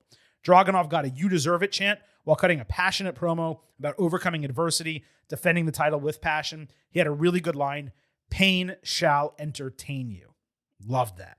U.S. Championship Dragunov Open Challenge answered by Aleister Black. Zelina Vega slithered out, arched backwards on the ground, giving way to Black for his reformatted entrance. Yes, please. Gonna look good, but she's got me saying, "Hey now!" That was actually a listener requested "Hey now" from Timothy Hernandez at TimHZZ. And again, we may have a new "Hey now" feature in 2026, so just stay tuned on that. Vega, Hurricanrana, Dragunov headfirst into the barricade early. Great work here. Ilya did a cool deadlift trap slam of some kind. Vega distracted, allowing Black to pull the champion off the ropes, his head nailing the turnbuckle before eating a Meteora and a German suplex. Dragunov avoided a springboard moonsault, hitting Constantine special on the landing, and a missile dropkick midway down the ropes after the break. He landed a senton for a 2.8. Aleister countered Torpedo Moscow with a pump knee and hit a brainbuster for a 2.8. Dragunov avoided Black Mass, landed Torpedo Moscow, but was unable to cover while selling an injured neck. Zelina tripped him in the corner as he was preparing for the H-bomb, so the referee ejected her. That brought out Damian Priest with big glasses, unveiling a burned eye, so Black completely forgot he was in the middle of a wrestling match, for a title, by the way, eating Torpedo Moscow a second time for the title retention. Priest then beat the hell out of Black after the bell and was prepared to crush him with a chair on the announce table until Vega badly raked his eyes and they ran off through the crowd. The biggest and most consistent detriment to WWE's own booking these days is their unwillingness to A, let people win or lose without distraction, and B, end feuds occasionally with the heel on top. Yep. Dragunov returned last week, won the title at least partially, but not entirely, but partially, via distraction, and then retained the title this week, purely due to distraction. Black 2 weeks ago kicked off a great new character with his wife, the most interesting he's been since returning to WWE, and rather than him being able to grow that persona over time, perhaps never going back to the Priest feud, or if so, doing it months in the future, as always, Damian is right back 2 weeks later after taking punishment that should keep someone out at least a month, if not longer. Now you say, okay, Silver King, how do you keep Black strong, yet have him lose to Dragunov without severe distraction? Pretty easy. The referee tossed Zelina, Aleister argues as he did, and Ilya catches him in a creative pinning combination. Not a roll-up, something creative because he's a great wrestler. You could have done that with Black attacking after the bell and pre-saving if you absolutely had to continue that storyline. At least you're getting half of it fixed. The match was tremendous. It's going to stand at 4 stars A- due to the insanely predictable finish. There were major NXT black and gold vibes otherwise, which was to my liking, but WWE's inability to let matches and feuds end with a level of legitimacy, it is getting tiresome at this point. Black needed to get platformed by Priest. Instead, he's right back in the muck. Nevertheless, it was good. Yeah, good, but I have the same concerns, which is like, on one hand, you know, it's a fresh matchup, and Priest coming in makes the whole thing feel interconnected and alive. That's what we talk about. Feuds should kind of interact and that kind of stuff. But I think it's the greater context, like you said, of this happening kind of 2 weeks in a row with Dragunov. And, like, give Priest some time off to come back. Like him coming back 2 weeks later doesn't sell anything. It's the third time they've done this with him, where he's gotten the shit kicked out of him and he comes right back. Have him be gone. Have Black go into some other feud, win that feud, and then at the end, Priest returns and we're going back. Mm-hmm. And everything just kind of stays. Him and Priest have been stuck with each other for months, it feels like. And they're just like trying like little things here and there to change it up, but not really like Take some time. Let things breathe. Let a Dragunov victory breathe. Let a fireball to the eye breathe and be impactful. Nothing's impactful if we just go on to the next week. Yeah, let Priest get involved with someone else and that derails him. And then 2 months from now, if you want to have him go back. No. Don't even do that. I mean, he got ideally, a fireball to the eye. He should be gone for at least a month. But what I'm saying is when he comes back, if you want to derail him a little bit and have him work with someone else, and then 2 months later when Black, let's say, wins the U.S. championship, Priest wants revenge, and then that leads to a feud and he wins the title, okay, that's cool. But don't bring him back immediately after you have that huge, awesome moment. It's ridiculous the way they keep doing this. Like we haven't even had a second to really let Aleister Black and Zelina Vega set their own foundation. They're just immediately, continuing the feud. By the way, in the latest edition of IWC bullshit that exhausts the Silver King, the endless comments I saw after this show about Black and Vega being a replacement couple for Karrion Kross and Scarlett are infuriating and lacking any basis in reality. There's a drastic talent gap, number one, between those two pairings. And number two, much more importantly, husband-wife couples are neither new to WWE nor professional wrestling. Black and Vega getting together has absolutely nothing to do with Kross and Scarlett not being re-signed. And frankly, it's stupid to suggest otherwise. So I just wanted to put that out there. Okay. That's like the idea being that they got rid of Kross and Scarlett to do this as a replacement. Right. Because they're cheaper or better or whatever. I mean, it was literally a different show that they were on. Not to mention the fact that Black has always been like this, and Vega joining him was an inevitability. Also, like the entire history of pro wrestling is spooky guys. And the entire history of pro wrestling is husband-wife couples. Yeah. I mean, there are literally two on Raw right now on screen, Miz and Maurice. I mean, we could go back decades, obviously, and count them. It's ridiculous. Anyway. AJ Lee and CM Punk. That's what I was saying. There's two on Raw. Yeah. Becky Lynch and Seth Rollins and CM Punk and AJ Lee. There's literally right now, too. So it's ridiculous. That's dumb. Yep. All right, thank you. Shinsuke Nakamura and Rey Fenix fought Tama Tonga and JC Mateo of MFT. The heels made a normal entrance in their face paint, which looked far less cool and intimidating under the bright WWE lights. They also reverted back to black and red after wearing black and gold last week. I'm not sure why that happened. It was explained that Sammy was not medically cleared and Dragunov had a scheduled match, which is why this team was comprised as such. Also, Tama wrestled without a shirt in WWE for the first time. Dude looked massive. Phoenix had a great double jump moonsault out of the corner before Adios Amigo and a froggy crossbody with a great sell by Tama. Phoenix followed with a double jump tornado splash, but Solo Sikoa distracted in the opposite corner, allowing Tama Tonga to chokeslam him on the apron. Tonga landed cutthroat, basically hidden blade, and got the win. Strong finisher name, even if I generally hate those running forearm style finishers, no matter who it be. Tonga, Will Ospreay, Ricochet, Karrion Kross. I don't like that move. Match was okay. Phoenix had nowhere near the chemistry with Nakamura that he did teaming with all those other people. Despite Phoenix individually having some highlights, this was a slow match. 3 of the 4 wrestlers were age 43 or older, and it was obvious. Perhaps making matters worse is that 2 of the 3 were relatively new signings. MFT obviously need to be built since they're the heel faction on the brand. The faces got an excused loss, but it was relatively formulaic. Left a lot to be desired. Mumbled over my words there, excuse me. There were also a few clunky spots, and there was no Wyatt 6 follow-up, though I did learn Tuesday, and this is public, so I'm not like sharing anything. Mike Rotunda has been hospitalized, so it seems like that may be why Bo Dallas has been off TV. He's been dealing with family illness, and obviously that makes sense. And, doing a 1-week break from this, or maybe even longer because of that, that's more important. So it's understandable. It didn't anger me, this match and booking, but on a grade scale, Chris, I'm going with bad. Yeah, I'll go with bad just because I didn't care. And you don't need the distraction. You don't need the distraction finish. If you're trying to build up the MFTs, just have them pound this team that isn't barely a team. Right. Like, why can they not just destroy them? Why do we have to get an interference? It's just unnecessary. Like, and it hurt. Every heel has to win via distraction or get involved in something. And then suddenly nobody stands out as tough. So that's the biggest reason I give it a bad. I was more okay with it here because if there's any group that should be winning via cheating and distraction, it's MFT because they're a very weak heel stable.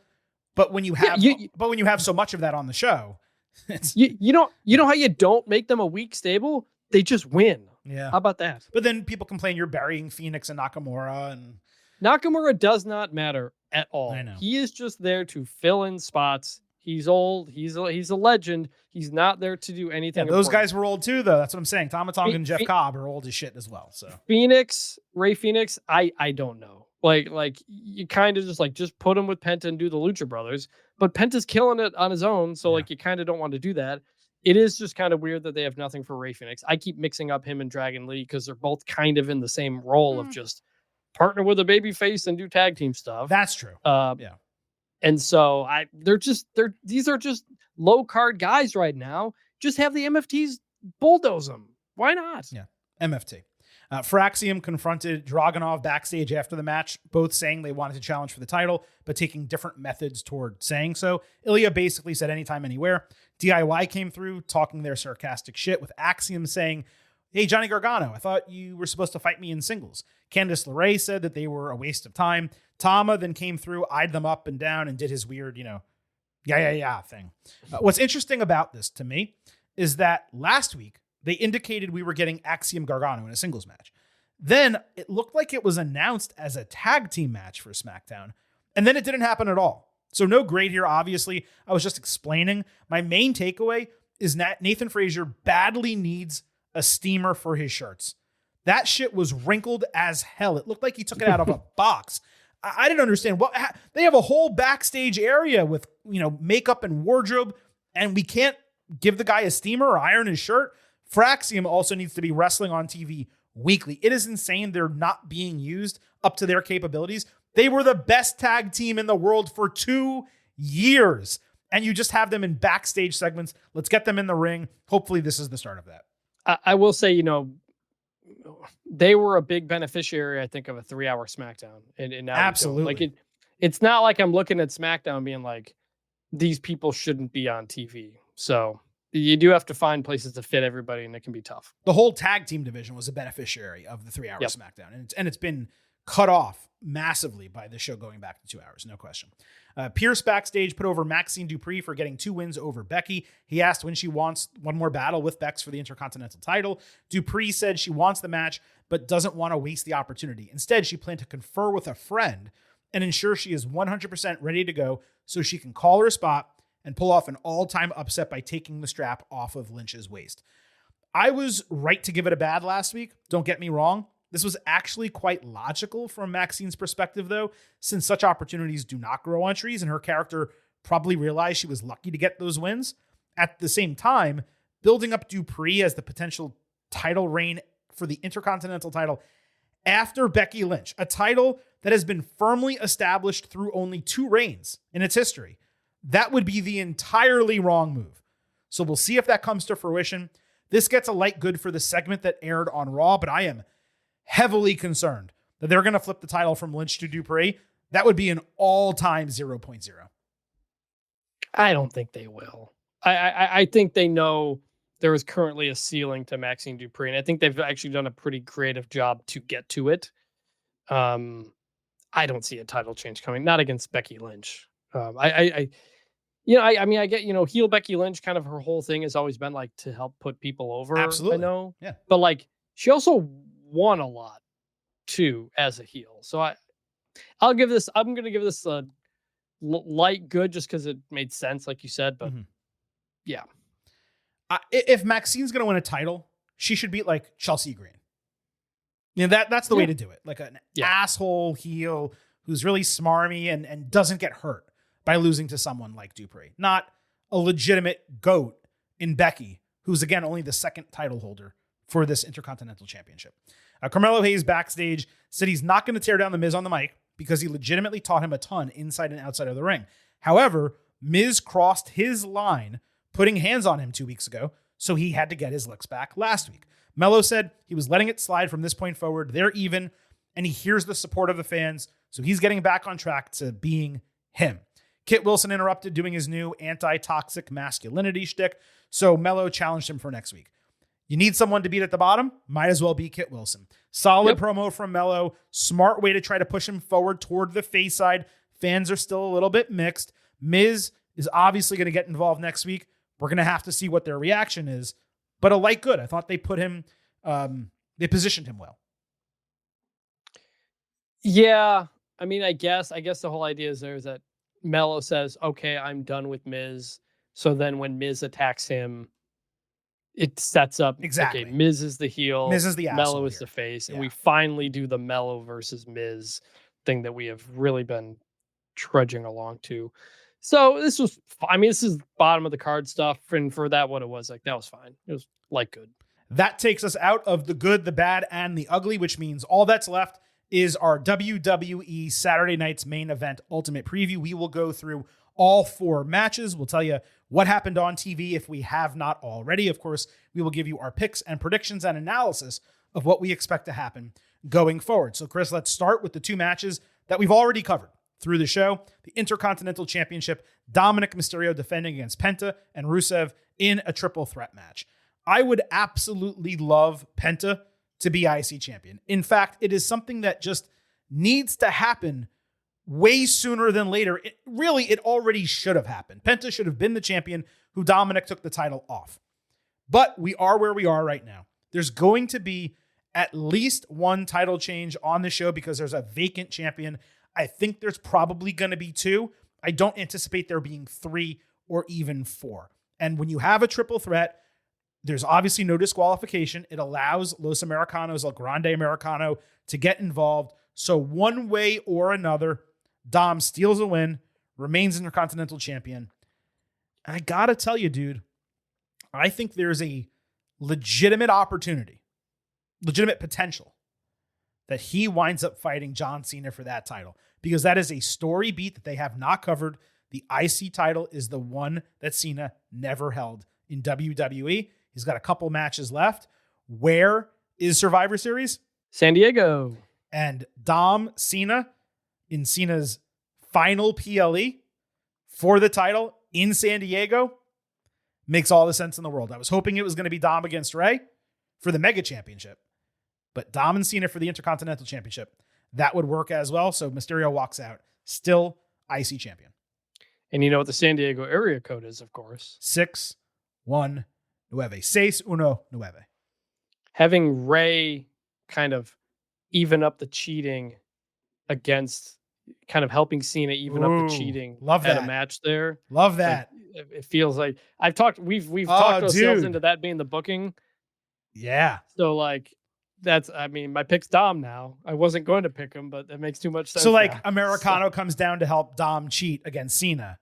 Rey comes through the other side. Massive pop. Cena wins the title. Yeah. Love it. Needs to happen. So we just booked. We didn't just give you 1 ultimate preview. We gave you 2 for the Intercontinental Championship. I do think though, like this will be the best match of the card. I think it won't even be really. close. Wow. Like, in ring, it's the best match on the card. Yeah, I'm sorry. Yeah, obviously. that's what I mean. Yes. In the ring, yes. The wrestling will be the best, and I think they're going to let them really go for it too, knowing that. Yeah, bell to bell, no question. This should theoretically steal the show.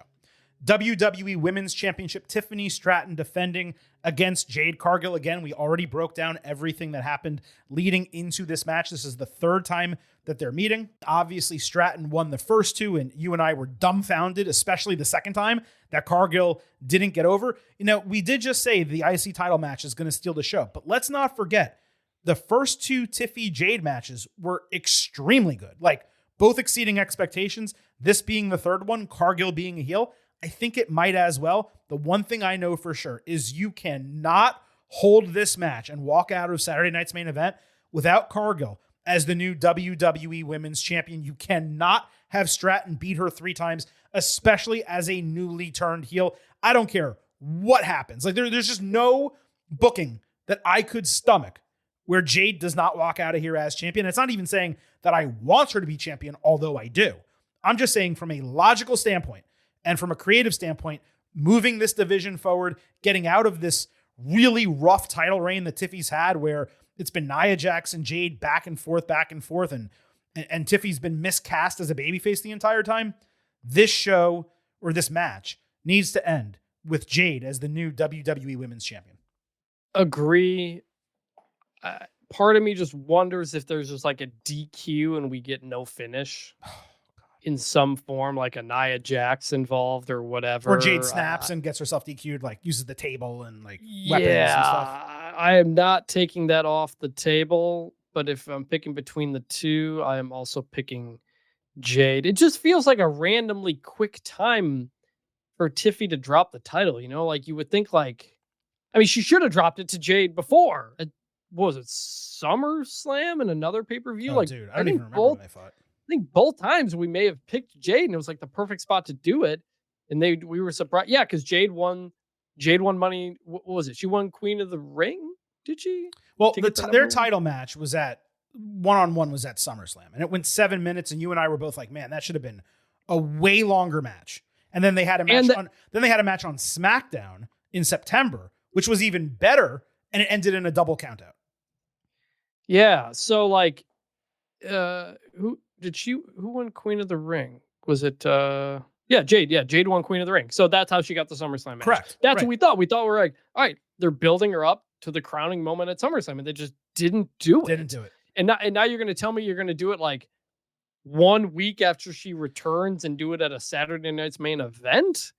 Like, that's why I'm partly like, I don't know if maybe they don't finish it here. So that's true to a degree, but you do need to understand the plan was most likely for this turn to happen weeks ago, because she split her head open 4 weeks ago, a literal month ago. So it is a tight, turnaround for her to go from heel turn to now wrestling and winning the title. But again, this probably would have happened 2 to 3 weeks ago. And then you're building that storyline between them. Right. She's explaining herself. I'm just wondering, like, do you DQ this and then do it as like a SmackDown main event? You can't. As a SmackDown main event? Yeah, this show is going to end with CM Punk, Jey Uso, and a vacant World Heavyweight Championship. So like, if you want Jade to get her crowning moment and do this big Jade Tiffany thing, middle of a 4-match card or the opening match. Yeah. I don't know if you do that. Like, well, I'll counter with, WWE is trying to deliver for Peacock on these Saturday night's main events. And the way to make that important is to have title changes, which these shows have not had since they started. Well, I think you make good by making it a good card, Both. But whether or not the title changes doesn't matter. They're done with Peacock-ish kind of pretty Not soon. For this though. No, this is staying on it. This is part of the SmackDown deal. The 5-year deal. So we're going to continue these Saturday night main events like into 26 and everything? Oh yeah. Wait. Until the end of that TV deal. I thought this was 100%. Okay, I thought this was like totally done. No, this is separate.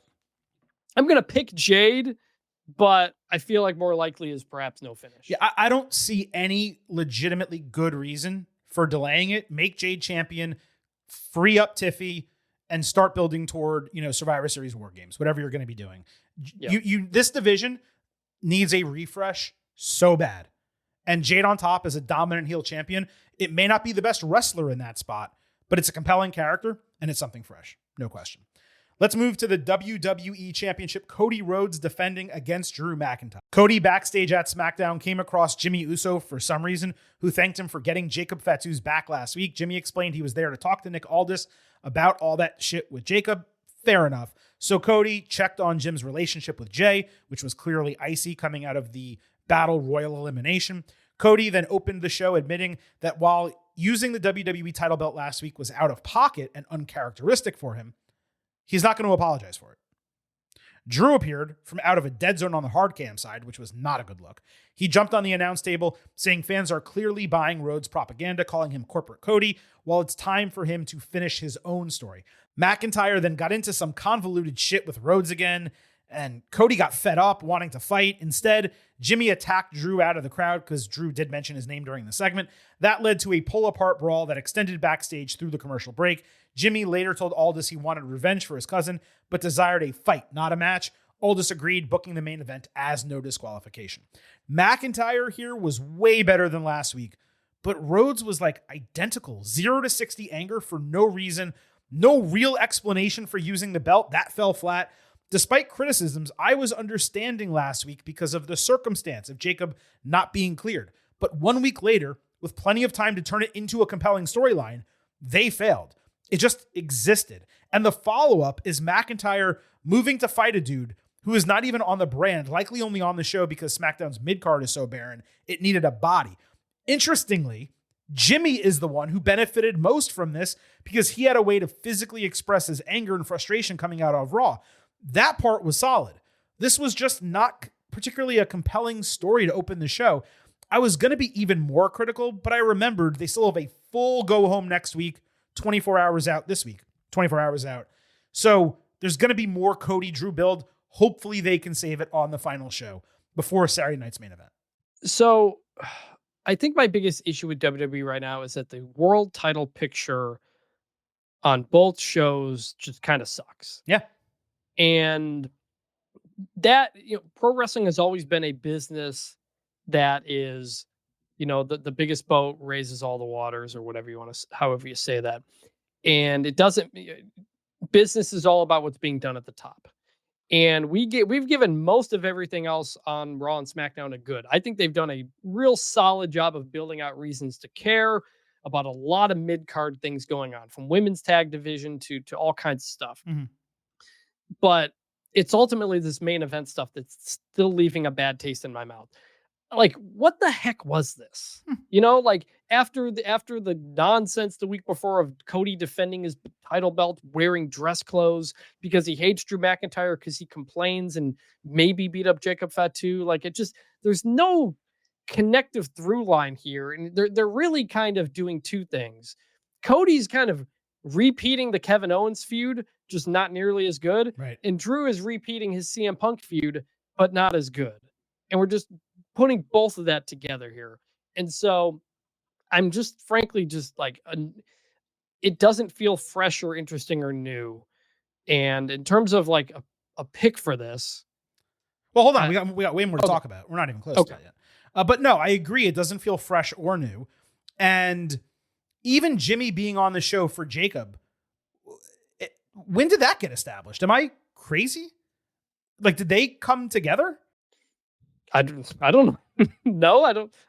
Wasn't the last time they were all on screen together War Games, when Jacob was still with the Solo Sikoa bloodline and they were all fighting him? Like, I don't recall them having a familial moment where Jay, Jimmy, and Jacob were all okay. Actually, you know what? Now that I think about it, because I want to be accurate, I believe before Jimmy switched over to Raw, Jacob had left Solo and Jimmy and Jacob that tag does team sound familiar. Times. Okay, so I'm going to go back on that. At least it was logical that he was checking on him.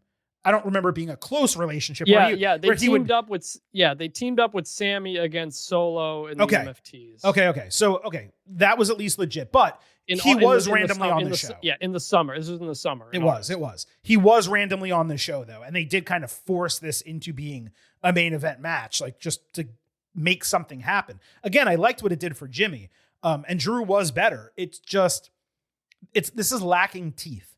There needs to be a reason behind McIntyre's hatred for Rhodes, and Cody really needs a reason to hate Drew because he just is crazy mad at him for no real reason. McIntyre should be, they said I was the chosen one. Cody, clearly you're the chosen one. And go on from there and talk about how he gets looked over and screwed and all this type of stuff and build into it, because right now it's just Drew hating, which is entertaining, and then Cody hating because he's being hated on, which is not entertaining, frankly. So that led us to the main event, Jimmy against Drew, no disqualification. McIntyre came out in black and red gear, which I guess was to be reminiscent of a kilt or something, but it looked really strange. I'm just used to this guy in black, maybe with green, but that's it. Fans chanted, "We want tables," less than 90 seconds into a match, which is idiotic. Jimmy let a fan help him onto the barricade, only to run off and get caught for an overhead belly-to-belly suplex ringside.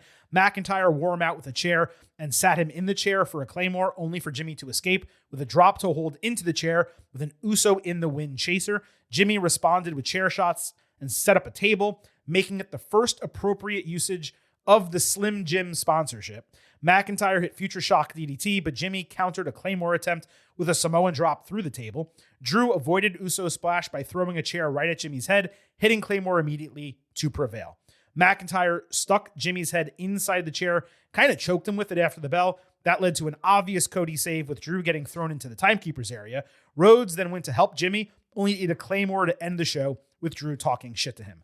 third week in a row, I want to say, where an opening segment dragged, yet the main event delivered. Not counting last week's SmackDown when both were rough, this was one of Jimmy's better singles matches ever. High B, low B plus type, some strong hope spots, quality finishing sequence that allowed Jimmy to get out his aggression while looking strong, but Drew to get the win he needed. McIntyre standing tall at the end was obviously important. We'll have to see what happens this Friday to capitalize on it for the go-home. But as the setup to that show, I thought it was successful for the men in this match. And again, way better than the opening segment. I agree on both fronts. And look, like, Jimmy's like doing a solid job, like holding his own here. Like, they're really trying to make Jimmy Uso something. And I think for a long time, we felt like he's either part of the tag team or he's the lesser Uso while Jay is doing interesting stuff. Right. And to his credit, I think he's been stepping up in these spots. I think he's doing a good job and doing what he can to stand apart as himself, who has his own things he deals with. So overall, for this being a SmackDown and all this kind of stuff, this was a good. Now, in terms of a prediction for this match, I just don't see WWE changing 3 titles on this show, even though McIntyre badly needs to be champion and Rhodes badly needs to not be champion for a time during a year. Just a couple months of this dude not holding the title, it's going to freshen up his character. What I believe is going to happen is that Saturday night's main event is going to set Rhodes losing the WWE Championship into motion. So Cody's going to win here one way or another, whether it's disqualification, no contest, him winning relatively clean. Something's going to happen where Cody walks out as champion. I have McIntyre winning the title at Survivor Series and then holding it into 2026, whether that is Royal Rumble, Elimination Chamber, whether that's WrestleMania. I do believe McIntyre is on the precipice of being a world champion again.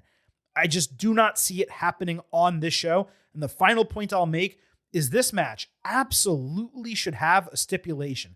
McIntyre claymored Rhodes' head into the announce table. That was huge. They fought last week. Cody disqualified himself with a title, and they're just going to go bell to bell clean. That's one of the reasons why I believe that this is going to be a schmaz finish or something crazy is going to happen.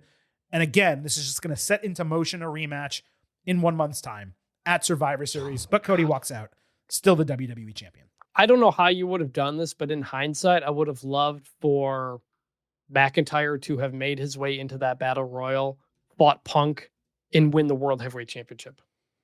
You know, go back to Punk McIntyre, and it's McIntyre taking the title away from him. Like, it would have been the best of both worlds. You would have had to, I don't know what you would have done with Cody. That's obviously the problem. But McIntyre is not winning this title on this show. And if he, with all of these losses to Cody, you can't just keep doing this.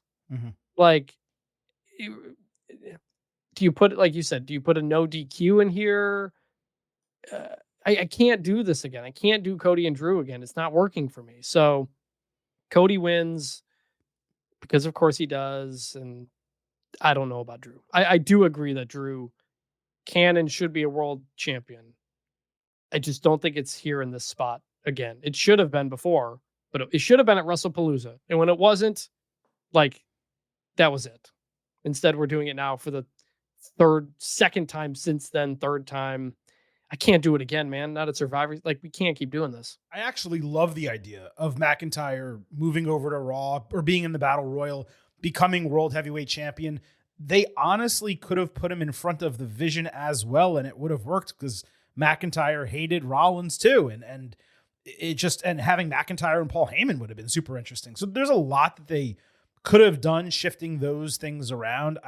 There's still a part of me, and I don't know if this changes because, you know, WWE is now going to be holding a WrestleMania 43 over in Saudi Arabia, where my initial thought was that Sami Zayn wins the Royal Rumble in Saudi Arabia and then wins the WWE Championship from McIntyre at WrestleMania 42. That's long been my expectation. So I don't know if that's changing. If that's not, that's a perfect reason why you wouldn't move Drew over to Raw and kind of shake things up the way you're suggesting, but the point that you made was really solid. The build to WrestlePalooza, as poor as that show went, had us invested in Cody and Drew. Nothing they've done since has kept that fire alive.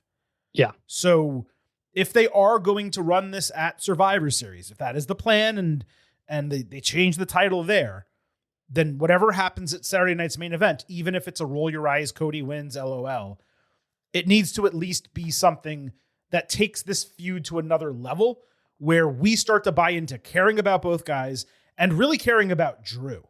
Because ever since he's gone over to SmackDown, and it was probably a necessary move for them to do that coming out of the Punk feud, but ever since he's gone over to SmackDown, he's just not operating at 1A level like he was on Raw. He's at like 1B, 2. And we need, especially if he's going to be WWE champion, that 1A level of Drew McIntyre, which he can easily get back to as long as the creative and booking is behind it. Yep. All right. That moves us to the expected main event of WWE's Saturday night's main event, the vacant World Heavyweight Championship on the line, CM Punk against Jey Uso. Jey opened Raw between the walk-ins, the recap, his entrance, the encore. Nothing happened for the first 10 minutes of the show. Uso said he's not listening to anyone in his ear because it's just him. That's all he said. Then Punk entered for a face-to-face with the title between them, and Punk called for his own encore. I shit you not. 14 minutes into the show before anything actually happened. That's 1/10 of the runtime. It's too much. Like, I've been someone who has talked about how great the whole yeeting entrance is because people put their phones down and they're into it, and I get it. But now we're doing the second time, like every time now. Every time. If you do it every time, it's not special anymore. You can't give everybody two. But here's the thing. If you want to do that, if that's how you want to start the show, then come into the show, Joe Tessitore and Wade Barrett by the commentary table doing that like standing introduction type thing that they do occasionally. And then have Jay come out of the crowd, yeet with them, get him into the ring, do the encore, start the show. You cannot have everyone walking into the arena and then a recap of what happened last week and then his entrance and an encore and one line of a promo and then another entrance and another encore before you start the show. Well, Punk's encore was like 10 seconds. But it doesn't matter. But what I'm saying is cut the walk-ins. You don't have to have a walk-in before every single episode of TV. So cut those, do Jay, and then after the segment is over, or during it, you want to throw to the package of him eliminating his brother, what Punk is talking about, whatever the case might be. After it's over, do your recap from last week and then get into the show. You can't start the show with 4 consecutive parts of non-content, is what I'm trying to say. Yep, agree. It's okay to do them, but space them out and change them and cut the walk-ins. If you have to do a recap and yeet, don't do walk-ins. If you don't need to do a recap, do walk-ins and then the yeet. Like, you can't give us 15 minutes of nothing, especially when you're trying to get the jump on Monday Night Football. The game doesn't start until 8:15. You basically said it to everyone. You don't even need to tune into Raw because you're not even going to get 15 minutes of content before football begins. It's just ridiculous. Anyway, rant over. Punk found common ground about only listening to yourself, giving Jay credit for eliminating Jimmy and prioritizing the title. He asked how far Jay is willing to go because he will stop at nothing, he being Punk, to win it. Jay basically ignored what he said. He said Punk was trying to paint him as the bad guy. Then he said, screw you, and threw the mic. And my takeaway from this is that Jay is really dumb as a character. Like, say what you will about his motivations or his popularity or the way he's booked, any of that. The character itself is not a smart person. Punk spent 5 minutes talking up Jay as a good guy. And his response is, why are you making me out to be the bad guy? Like, what? There's no rationality there. Is his character that detached from reality at this point that everything someone says about him he takes as a negative? Is Jay suffering Kalani Jordan syndrome? And I know that reference is lost on you, Chris, but our NXT viewers and listeners understand what I'm saying. Proud Michigan State Spartan, Kalani Jordan. Gymnast, right? Yep. Indeed. I did enjoy how Jay was intrinsically motivated and singularly focused the entire segment, that was solid. And it's not easy to build a babyface tweener story when the crowd is cheering the tweener, even when the tweener is acting more heel, especially when it's over a vacant title with only one go-home show to set the stage because Jay just became the other number one contender last week. And you have a best-in-class promo in Punk needing to work at like 10% of his ability, because if he did any more, he would have eviscerated Jay without even trying. Uso could never keep up. So, like, this was perfectly fine. Nothing more, nothing less. I understand the obstacles that come with booking a match of this type in this situation on such short notice, but I'm not excited about it. No, this was boring. I don't think this was fine. I'd be giving this a bad. It sucked. Okay. It didn't give us anything except Punk mostly talking about Jay. The only thing we got out of this, it was hard because of a quick turnaround. But this is your go-home segment. It's the last thing. It's the first and only thing we're getting with them. And we got 15 minutes of nothing and then barely anything face-to-face. Like, there was no build. The only thing coming out of this is basically, will Jay do what it takes? What does that mean? I don't know. They didn't very get specific on what that means. I'm guessing it means cheat. We'll get to a point in the match where Jay will have the opportunity to cheat to win, and he will do one or the other, and that will be it. And so we will just wait until that point in the match. This was such a letdown, such a waste of time, and it just further solidified how it should have been LA Knight. Yeah. Like, you had a built-in story with him and Punk and Seth and everything. Instead, it just was just nothing, man. It sucked. Yeah, LA Knight, like, look, CM Punk is crazy over. Jay is crazy over. LA Knight is crazy over. But LA Knight is the one who injects energy into storytelling. And he's the one that's not part of this. And, I don't want to operate like everyone else, where just because the person that we want in that spot isn't involved, therefore it's bad. That's not the case.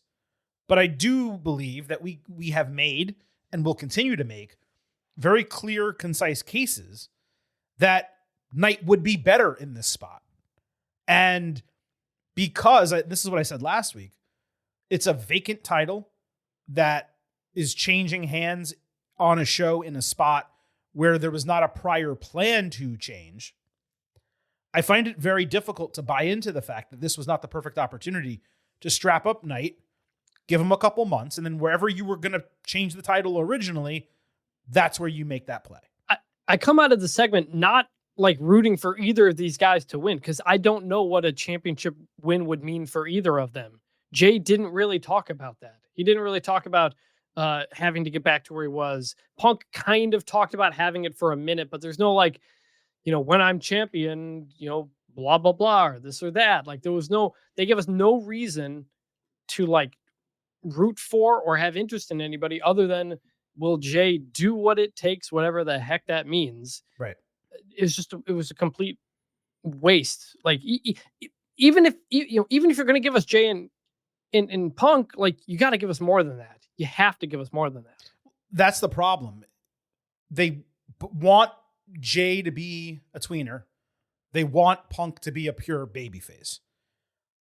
Punk very well could have taken the opposite track and said, I see what's happening to you, dude. I've had your back.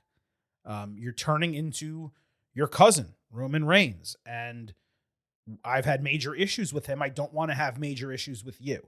And then Jay snapping, I'm nothing like my cousin. And, he did this to us and he did that to us and so on and so forth. I don't understand how creative, and this is, I've been saying this for like 2 to 3 weeks now. Okay. We gave them what I believe to be a fair allowance to say, Seth Rollins got injured. You didn't expect it. Jacob Fatu got injured. You didn't expect it.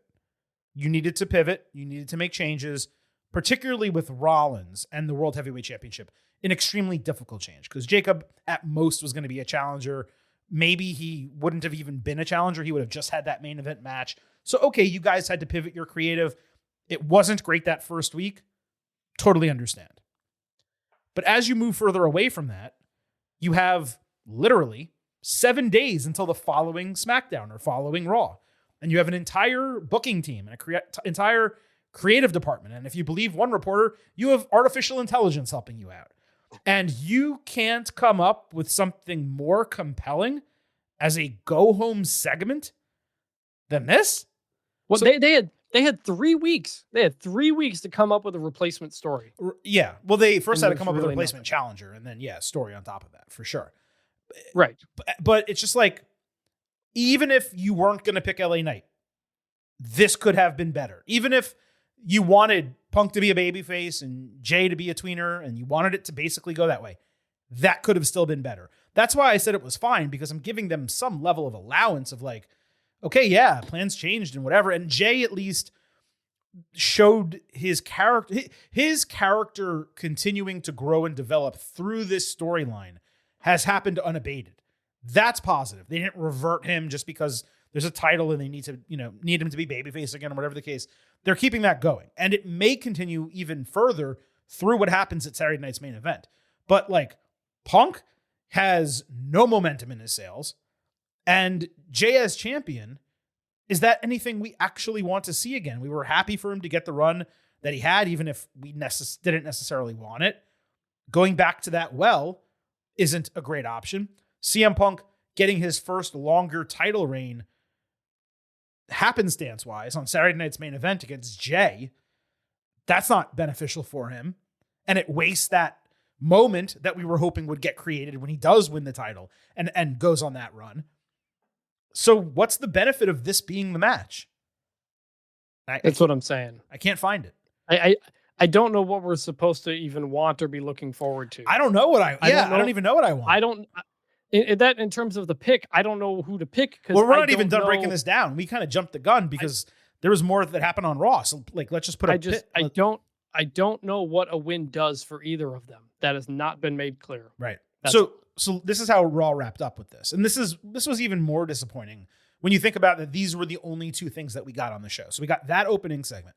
Then Jimmy later found Jay, tore him down for everything we saw last week, calling him selfish for not running the play they planned, suggesting Jay may have wondered if he could actually eliminate or beat Jimmy if he had to do it for real.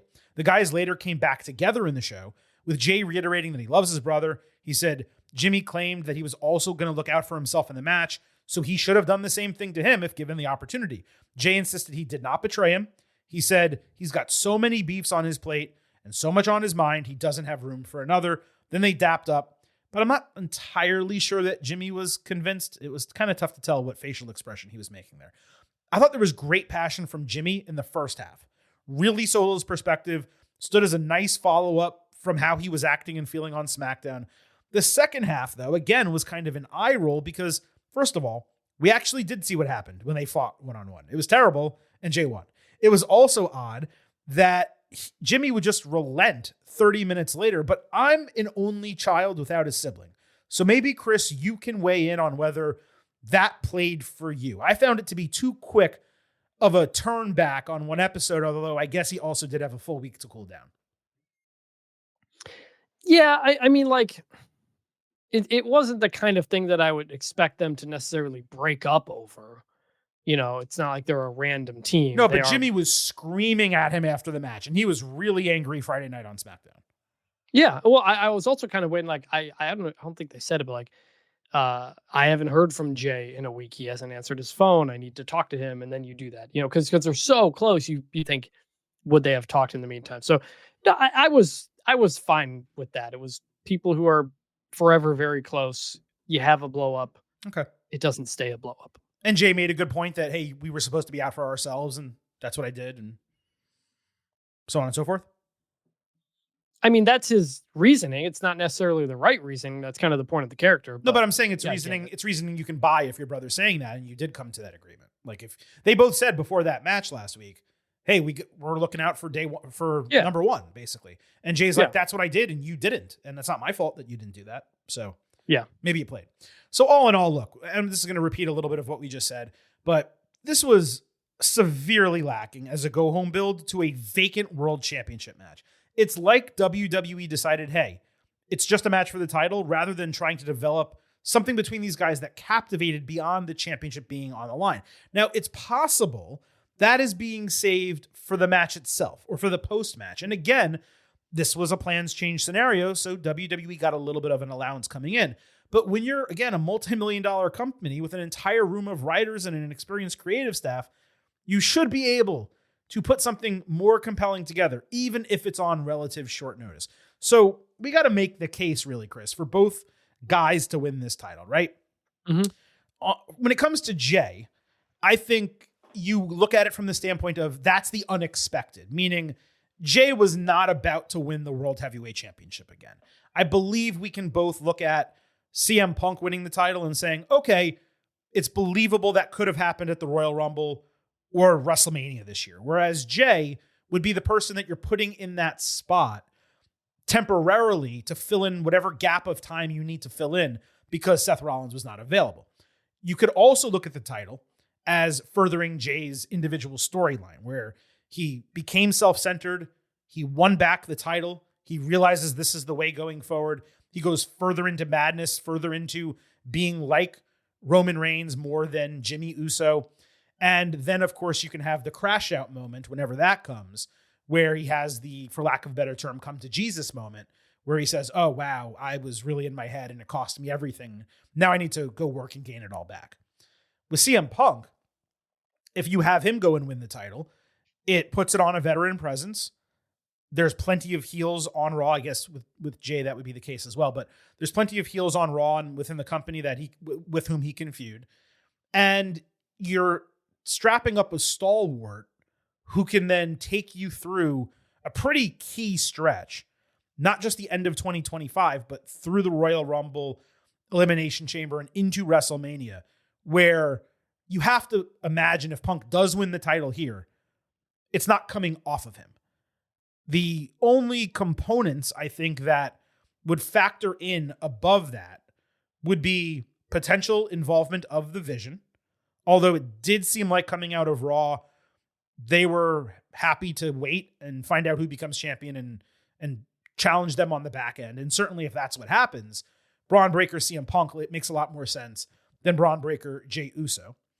And then Jimmy Uso, who could be acting one way in Jay's face and then doing something different behind his back, getting involved here, where Jay's about to cheat and Jimmy runs in and stops him, and then Jay blames him for that on the back end, or the Vision gets involved and then Jimmy saves, but Jay gets distracted by Jimmy, so on and so forth. He could also turn heel. I don't think Jimmy's turning heel doesn't make any sense for his character, not based on what Jay has done. It wasn't too egregious. So that's my overall setup coming into this match. As I break all that down, Chris, usually at the end, I punctuate it with a prediction. I don't know who's going to win this match. Do you? I'm going to go with CM Punk because everything they've done post Rollins' injury has felt like do the safe thing. Go to two former champions. We're not going to put a big story on it. I think you can have Jay lose and, like you said, further go into madness or whatever. I think, it's possible they set up, hey, Jay does cheat and win the title, and there you go. And like, maybe that's something. I wouldn't hate it. But I think they go with the safe move. CM Punk is your champ. And I don't know what comes after that, but I don't know what comes after that for either of them. So, going to go Punk. If Braun Breaker is eventually going to win the title, do you have him beat Jay or Punk? I don't think Braun is winning the title anytime soon, because if he was, you would have put him in the Battle Royal, right? Well, not based on the story they're telling. Are you just trying to save his title win for WrestleMania or something like that? That's what I'm thinking. It's like if the match at WrestleMania was going to be Rollins Punk or Rollins Reigns, or maybe even rekindling the triple threat, because there actually was a storyline to get there. I also can't believe they were going to do Rollins Punk like at WrestleMania before the injury. Yeah. Oh, at the show. You mean at Saturday Night's Main Event? Yeah. Yeah, like, that floors me. Even that kind of surprises me. That completely floored me that they were going to book it on that show. We talked about that a couple weeks ago. So what was it? Two matches on Raw, and then their third match is Saturday Night's Main Event. Not even on any PLE, let alone a tentpole PLE. It didn't really make sense.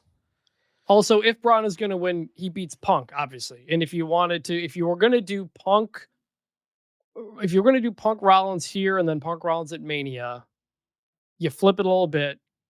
You put Jay here instead, and you have Braun take Seth's spot at WrestleMania. You have Braun beat Punk at Mania, and off you go. So either way, I think it all makes sense for Punk to win. Yeah, that's kind of what I was thinking. It's like, it just depends who you want taking the title into WrestleMania, because you can have Jay win here and then Braun Breaker beat Jay. You could have that happen. I'm not even shitting. Like next week. Like you could have Jay win on Saturday and lose on Monday if you wanted. Because no. I'm saying to who? To Braun Breaker. That'd be stupid. Why would you do that? Because it's Jay doing what's necessary, cheating to win, and then it's Braun Breaker, overcoming that immediately. Braun is not getting near the title. Braun is not going to win the title anytime soon, because if he was, he would have won the Battle Royal. I agree. I agree with that. I agree with that. If Braun was going to win the title before 2025 was out, you just have him win the Battle Royal and take it here. And you just get it over with and you go there.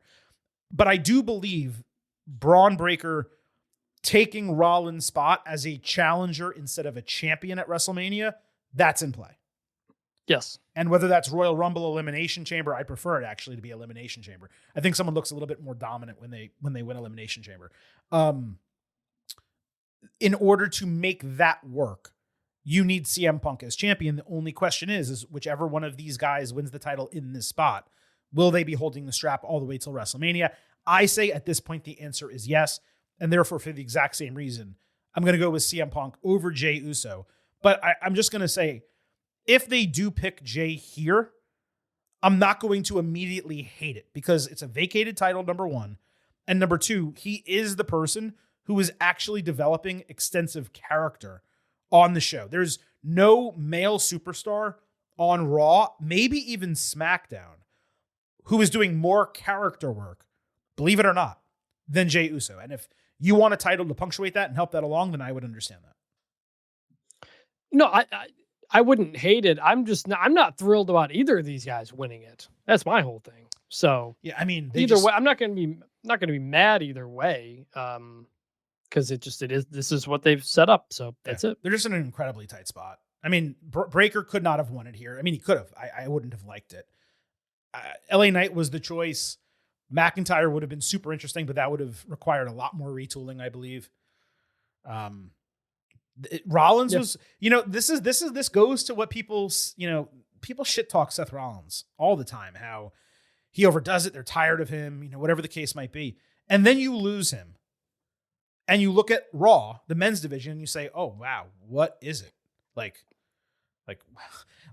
he was such a linchpin to this division. When you remove him, it really shows how much. It's a stark difference.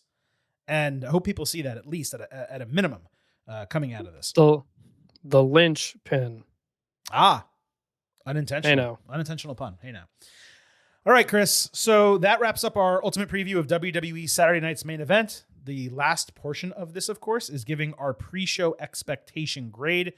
What are you expecting from the fourth of 5 versions of Saturday Night's Main Event in 2025? I'm going to go A-, just because it's 4.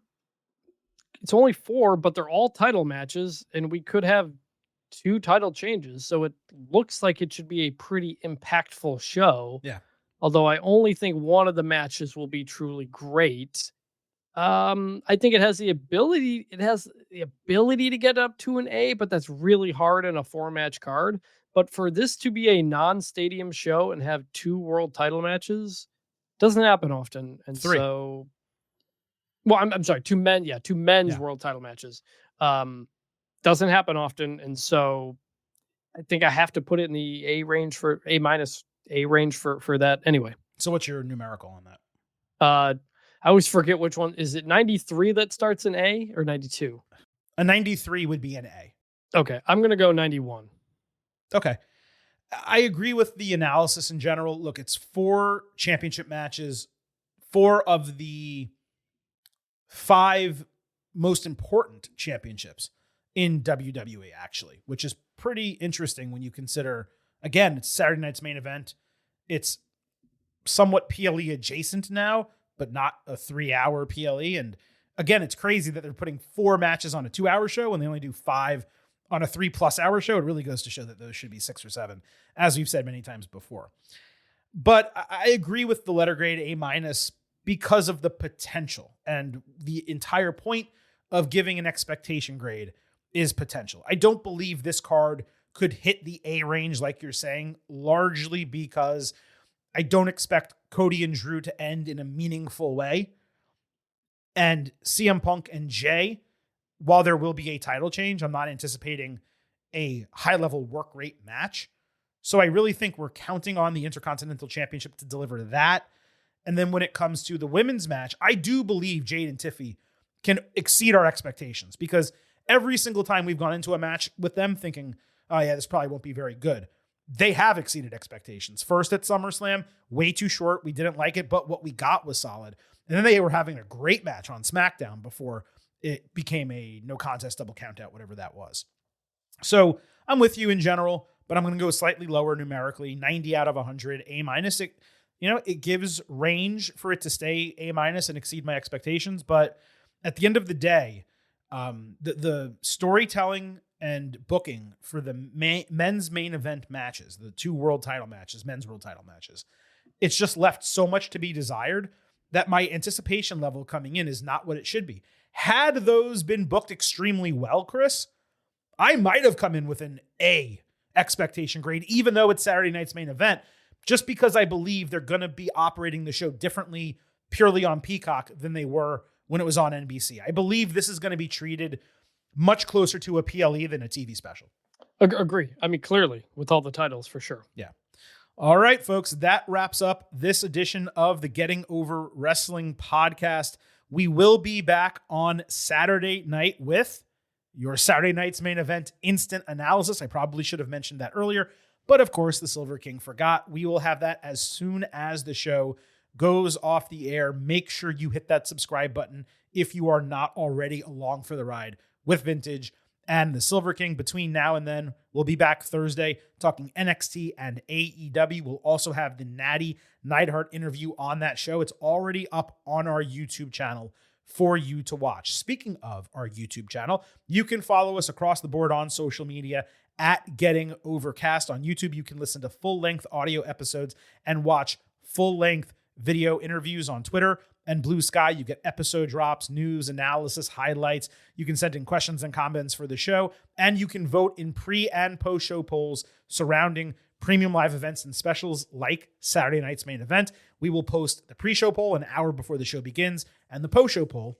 immediately after it ends. Again, across the board, you can find us at Getting Overcast. Don't forget, It's all about Defy. So head over to Apple Podcasts and Spotify. Leave a 5-star rating on Apple. Take a little extra time. Leave a 5-star written review. We will read it live on the show if you do. And please remember, I happen to love the number 5. Hope you do as well. $5 a month, $50 for the entire year. You can become an official Getting Overhead. Just visit buymeacoffee.com/gettingover. Sign up. You'll get bonus audio, the fastest 5 minutes in professional wrestling, instant reactions to every major show, and exclusive news analysis posts every week. It's $5 a month, $50 for the entire year, and you support the continuation of your favorite form of performance-enhancing audio. Hit up buymeacoffee.com/gettingover. Thank you so much to Vintage Chris Manini for joining. Thank you so much to all of you for listening to this performance-enhancing audio drilled deep into your ear holes. This is the Silver King signing off and leaving you with just 3 final words. Bye for now.